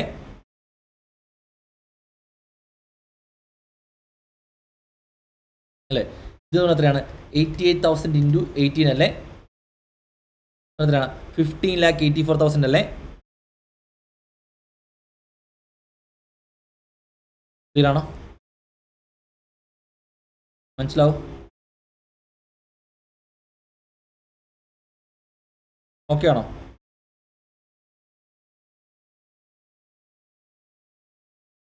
ഇനി മനസ്സിലാക്കേണ്ടത് ഇത് എത്ര വർഷം കൊണ്ട് ചെയ്യേണ്ടത്? വെസ്റ്റ് പീരീഡ് എത്രയാണ്? 2 വർഷം അല്ലേ. അതിൽ 1 വർഷം കഴിഞ്ഞില്ലേ. ഇവിടെ എത്തുമ്പോൾ 2 വർഷം കഴിയത്തില്ലേ. അങ്ങനെയെങ്കിൽ ഈ 16,74,000 നമ്മൾ ഈ വർഷം മൊത്തത്തിൽ റെക്കഗ്നൈസ് ചെയ്യണ്ടാലോ. അതിൻ്റെ പകുതി റെക്കഗ്നൈസ് ചെയ്ത പോലെ. അങ്ങനെ expense to be cumulative expense to B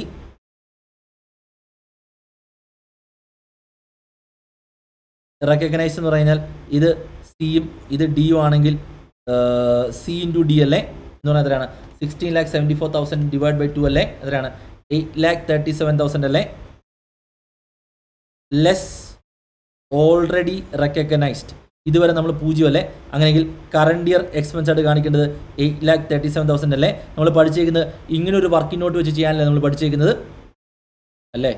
അടുത്ത് സെക്കൻഡ് ഇയർ ആകുമ്പോൾ 15,84,000 അല്ലേ. നമ്മൾ കഴിഞ്ഞ വർഷം എന്താണ് 8,37,000 ചെയ്തിട്ടുണ്ടല്ലോ. അങ്ങനെയെങ്കിൽ 15,84,000 മൈനസ് 8,37,000 എത്രയാണ്? 7,47,000 അല്ലേ നമ്മൾ expense to be recognised in current year എന്ന് പറയുന്നത്. അപ്പം 8,37,000 7,47,000 ചെയ്ത് കഴിഞ്ഞാൽ നമുക്ക് കറണ്ട് ഇയർ എക്സ്പെൻസ് കിട്ടത്തില്ലേ.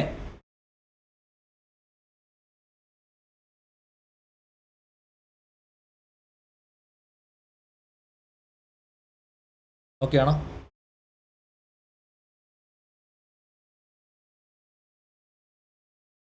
ക്ലിയർ ആണോ? അതല്ലേ ചോദിച്ചേക്കുന്നത്. അടുത്ത ക്വസ്റ്റ്യനോട് പോകാമല്ലോ. അടുത്ത 4ാമത്തെ ക്വസ്റ്റ്യൻ നോക്കി. നമ്മൾ റിവിഷനാണ്, അത് മറന്നുപോലെ. റിവിഷനാണ്, മറന്നുപോലെ. വി ആണ് ക്വസ്റ്റ്യൻ റിക്വയർമെന്റ്. എന്താ? എൻട്രീസ് ആണ്. Buyback of 15,000 of which equity shares at 15 per share. ഇപ്പം ബൈബാക്ക് ഓഫ് ഷെയർസ് എന്ന് പറഞ്ഞാൽ എത്ര ഷെയർ ഉണ്ട്? 1 lakh ഷെയർ ഉണ്ട്. ഈ 1 lakhനകത്ത് 15,000 എന്ത് ചെയ്യാണ്? അവർ ബൈബാക്ക് ചെയ്യാണ് അല്ലേ? അതിനെന്ത് ചെയ്തു? എല്ലാ ഇൻവെസ്റ്റ്മെൻറ്റും 2 ലക്ഷം ഇക്വിറ്റിയിലെ എൻട്രി ചെയ്താലോ? ഇൻവെസ്റ്റ്മെൻറ്റ് എത്രയുണ്ട്? 2 ലക്ഷം ഉണ്ട്. ഈ 2 ലക്ഷം രൂപയുടെ ഇൻവെസ്റ്റ്മെൻറ്റ് 2 ലക്ഷം ഇക്വിറ്റി കഴിഞ്ഞാൽ എൻട്രി പറയാലോ? ആസ്പെക്ട്സ് പറയാലോ? ആസ്പെക്ട്സ് വയ്ക്കുക. അസറ്റ് കൂടും. കൂടുന്ന നഷ്ടം ഏതാണ്? ബാങ്ക്. എത്രയാണ്? 2,50,000 അല്ലേ? അടുത്ത് അസറ്റ് കുറയും. കുറയുന്ന അസറ്റ് ഇൻവെസ്റ്റ്മെൻറ്റ് എത്രയാണ്? 2 lakhs അല്ലേ? അടുത്ത എന്താണ്? ഇൻകം കൂടും. കൂടുന്ന ഇൻകം ആണ് profit on sale of investment. P എല്ലിൽ കാണിക്കേണ്ടത് 50,000. ഇതല്ലേ എൻട്രി? അസറ്റ് കൂടി, അസറ്റ് കുറഞ്ഞു, ഇൻകം കൂടി. എൻട്രി എന്താ? Bank account at 2,50,000, to investment 2 lakh, to profit on sale of investment 50,000. അടുത്ത് on 15th April 2020 the company achieved the target of buyback. On 1st May 2020 the company issued fully paid bonus shares. അപ്പം ആദ്യമേ buyback ഉണ്ട്, പിന്നെ bonus shares ഉണ്ടല്ലോ അല്ലേ? അങ്ങനെയെങ്കിൽ buyback ഇവിടെ fresh issue of shares ഒന്നുമില്ലല്ലോ. അങ്ങനെയെങ്കിൽ നമ്മളിവിടെ കംപ്ലീറ്റ്ലി CRR ക്രിയേറ്റ് ചെയ്യേണ്ടേ. CRR ക്രിയേറ്റ് ചെയ്യേണ്ട എമൗണ്ട് ഏതാ? Par value of shares bought back അല്ലേ?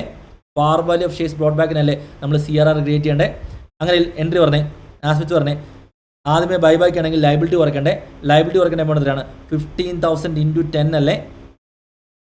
പക്ഷേ ഇവർ പറഞ്ഞേക്കുന്നത് എത്രയാണ്? 15,000 into 15 അല്ലേ ഇവർ ബൈബാക്ക് ചെയ്യുന്നത് അല്ലേ? അതായത് ലൈബിലിറ്റി കൂടും. ഏത് ലൈബിലിറ്റി? ഇക്വിറ്റി ഷെയർ ബൈബാക്ക് അല്ലെങ്കിൽ ഇക്വിറ്റി ഷെയർ ഹോൾഡേഴ്സ് എന്ന് പറഞ്ഞ ലൈബിലിറ്റി അല്ലേ? അതായത് അവർക്ക് കാശ് തിരിച്ചു കൊടുത്തിട്ട് വേണ്ടേ നമ്മളിത് ബൈബാക്ക് ചെയ്യാൻ അല്ലേ? ലൈബിലിറ്റി കൂടുന്നത് ഇക്വിറ്റി ഷെയർ ഹോൾഡേഴ്സ് എന്ന് പറഞ്ഞ ലൈബിലിറ്റി അല്ലേ കൂടുന്നത്? എമൗണ്ട് എത്രയാ? 15,000 into 15 അല്ലേ? അതിൽ 10 രൂപ വെച്ചിട്ടല്ലേ പാർ വാല്യൂ ഉള്ളൂ. ബാക്കി എന്താണ്? പ്രീമിയം ഓൺ ബൈബാക്ക് അല്ലേ? എത്രയാ? 15,000 into 5 അല്ലേ? എന്ന് പറഞ്ഞു കഴിഞ്ഞാൽ റിസർവ് ആൻഡ് സർപ്ലസ് എന്നല്ലേ ഈ എമൗണ്ട് എടുത്ത് കൊടുക്കേണ്ടത്? എന്ന് പറഞ്ഞാൽ റിസർവ് ആൻഡ് സർപ്ലസ് കുറഞ്ഞെന്നല്ലേ നമ്മൾ വളരെ എളുപ്പത്തിൽ കുറേ തവണ പഠിച്ചിട്ടുള്ള കാര്യം തന്നെയല്ലേ ഇത്? Entry equity share capital account debt, premium on buyback account debt to equity share holders അല്ലേ? അതിനുശേഷം എന്ത് ചെയ്യാം? പ്രീമിയം ഓൺ ബൈബാക്ക് നമുക്ക് റൈറ്റ് ഓഫ് ചെയ്യാം. അതിന് എൻട്രി എന്താ?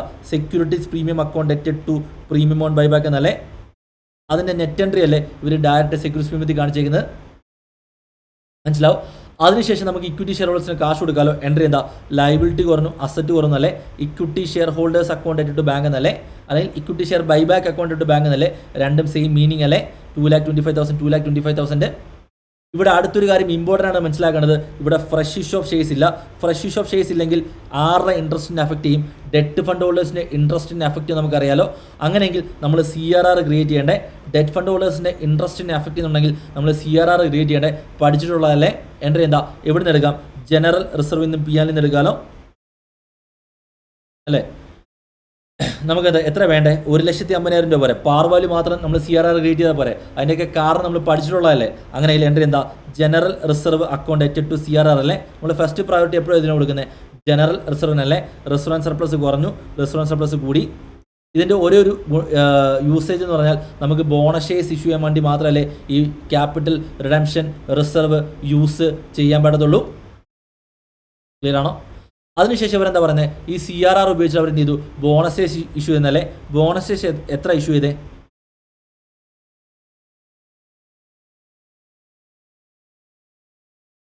8 ഷെയറിന് ഓർമ്മ വെച്ചിട്ടല്ലേ? അതായത് 8 ഷെയർ ഉണ്ടെങ്കിൽ 1 ഷെയർ എന്ത് ചെയ്യും? ബോണസ് ഷെയർ കൊടുക്കും. ഇപ്പോൾ എത്ര ഷെയർ ഉണ്ട്? 1,00,000 ഷെയർ ഉണ്ടായിരുന്നു. പക്ഷേ 1,00,000 ഷെയറിൽ നിന്ന് 15,000 ഷെയർ പോയില്ലേ? നമ്മൾ ബൈബാക്ക് ചെയ്തില്ലേ? അപ്പോൾ 1,00,000 നിന്ന് 15,000 പോയി കഴിഞ്ഞാൽ ബാക്കി 85,000 അല്ലേ? 85,000 എത്രയാണ്? 85,000 into 1/8 നോക്കിയാൽ പോരെ? 85,000 into 1/8 എത്രയാണ്? 10,625 അല്ലേ? ഈ 10,625 വേണ്ടേ നമ്മൾ ബോണസായിട്ട് ഇഷ്യൂ ചെയ്യാൻ അല്ലേ? എൻട്രി എന്താ? 10,625 into 10. എൻട്രി എന്താ? റിസർവ് ആൻഡ് സർപ്ലസ് കുറഞ്ഞു, അതായത് CRR കുറഞ്ഞു. ദെൻ ബോണസ് ഷെയർസ് എന്ന ബോണസ് ടു ഷെയർ ഹോൾഡേഴ്സ് എന്ന ലയബിലിറ്റി കൂടി. അതിനുശേഷം അവർക്ക് ബോണസ് ഷെയർസ് കൊടുക്കാമല്ലോ. എൻട്രി എന്താ? ലൈബിലിറ്റി കുറഞ്ഞു, ക്യാപിറ്റൽ കൂടി നല്ല എൻട്രി എന്താ? Bonus to share holders account at to equity share capital 1,06,250 1,06,250 എന്നല്ലേ. അതായത് നമുക്ക് ബേസിക് എൻട്രീസ് അറിയാമെങ്കിൽ ചെയ്യാൻ പറ്റുന്നൊരു കാര്യമല്ലേ, ബേസിക് ആയിട്ട് എൻട്രീസ് അറിയാമെങ്കിൽ ചെയ്യാൻ പറ്റുന്നൊരു കാര്യമല്ലേ ഇത്? ക്ലിയർ ആണോ?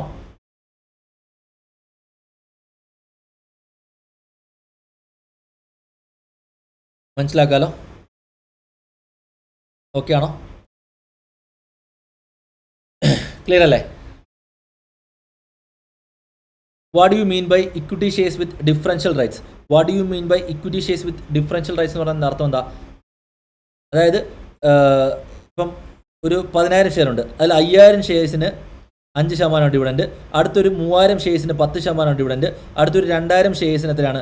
15% ഡിവിഡൻറ്റ്. അങ്ങനെയെങ്കിൽ ഓരോ ക്ലാസ് ഓഫ് ഷെയറിനും ഡിഫറൻഷ്യൽ റൈറ്റ്സ് അല്ലേ? അതായത് ഡിസിമിലർ റൈറ്റ്സ് ആണ് ഉള്ളതെങ്കിൽ അതിനെയല്ലേ ഡിഫറൻഷ്യൽ റൈറ്റ്സ് എന്ന് വിളിക്കുന്നത്? അത് വോട്ടിങ്ങുമായിട്ട് ബന്ധപ്പെട്ടായിരിക്കാം, ഡിവിഡൻറ്റുമായിട്ട് ബന്ധപ്പെട്ടായിരിക്കാം, അല്ലെങ്കിൽ മറ്റെന്തെങ്കിലും ഒരു കാര്യമായിട്ട് ബന്ധപ്പെട്ടായിരിക്കാം. മനസ്സിലാവും? അതിനാണ് എന്ത്? Equity shares with differential rights നമ്മൾ വിളിക്കുന്നത്. ക്ലിയർ ആണോ? അടുത്ത് ലാസ്റ്റ് വൺ, ഇതോടെ ചെയ്ത് നമുക്ക് നിർത്താം. ഇക്വിറ്റി ഷെയർ ഹോൾഡേഴ്സ് എന്ന് പറഞ്ഞാൽ ഇയും എഫും ജിയും എച്ചും ആണ്. അവരുടെ 30:30:20:20 ആണ് അവരുടെ പ്രപ്പോർഷൻ. അവർ ഇക്വിറ്റി ഷെയർസ് ഹോൾഡ് ചെയ്യുന്നത്. ദെൻ പ്രിഫറൻസ് ഷെയർസ് എന്ന് പറയുന്നത് എന്താണ്? എസും ഇയും യുവും വിയും ആണ്, 4 പേര്.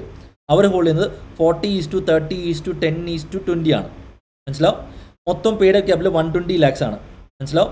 അതിൽ പ്രിഫറൻസ് ഷെയർ ക്യാപിറ്റൽ 60 lakhs. അങ്ങനെയെങ്കിൽ ഇക്വിറ്റി ഷെയർസ് എത്രയായിരിക്കും? അങ്ങനല്ല,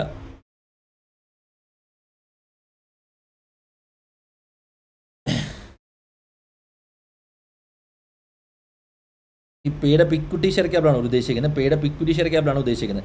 paid up equity share capital 120 lakhs, equity share preference shares എത്രയാണ്?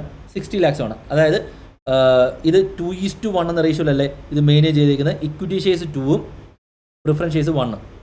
മനസ്സിലാവും? ചോദിച്ചേക്കുന്നത് എന്താണ്? ഡിസൊല്യൂഷൻ ബൈൻഡിങ് ഗെയിമിൻ്റെ സമയത്ത് ഇവരുടെ വോട്ടിംഗ് റൈറ്റ് ആണ് ചോദിച്ചിരിക്കുന്നത്. അങ്ങനെയെങ്കിൽ ഈ റേഷ്യോയിലല്ലേ ഇവരുടെ റൈറ്റിംഗ് കൊടുക്കാൻ പറ്റത്തുള്ളൂ. മനസ്സിലാവും? അതായത് ഇയുടെയും എഫിൻ്റെയും ജിയുടെയും എച്ചിൻ്റെയും റൈറ്റ് എന്ന് പറഞ്ഞാൽ 30/100 30/100 20/100 20/100 അല്ലേ? ഈ എസിൻ്റെയും ഇൻ്റെയും യുവിൻ്റെയും ബി എന്ന് പറഞ്ഞു കഴിഞ്ഞാൽ ഇതെത്രയാണ്? ഇതും 40/100 30/100 10/100 20/100 അല്ലേ? മനസ്സിലാവും? പക്ഷേ ഇവരെ മൊത്തത്തിൽ എടുക്കുകയാണെങ്കിൽ, അതായത് ഇൻ ടേംസ് ഓഫ് ഒരു ടേംസിലാക്കണേ, ഇപ്പോൾ 2 ടേംസിലാണ് കിടക്കുന്നത്. 2 ടേംസിൽ കിടക്കുകയാണെങ്കിൽ ഇത്ര ആൾക്കാർക്ക് 2 എന്ന പ്രപ്പോർഷനും ഇത്ര ആൾക്കാർക്ക് 1 എന്ന പ്രപ്പോർഷൻ കൊടുക്കേണ്ടി വരത്തില്ലേ?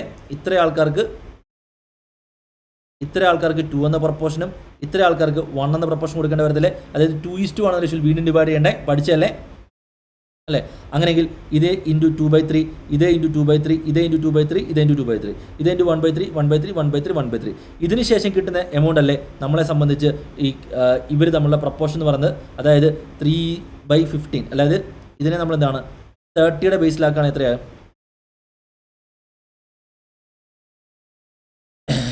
എത്രയാണ്? 6/30 6/30 4/30 4/30 4/30 3/30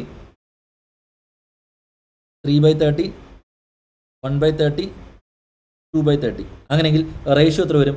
6:4:4:4:3:1:2 ഇതല്ലേ ഇവർ തമ്മിലുള്ള വൈൻഡിങ് അപ്പിൻ്റെ സമയത്തെ റേഷ്യോ എന്ന് പറയുന്നത് അല്ലേ?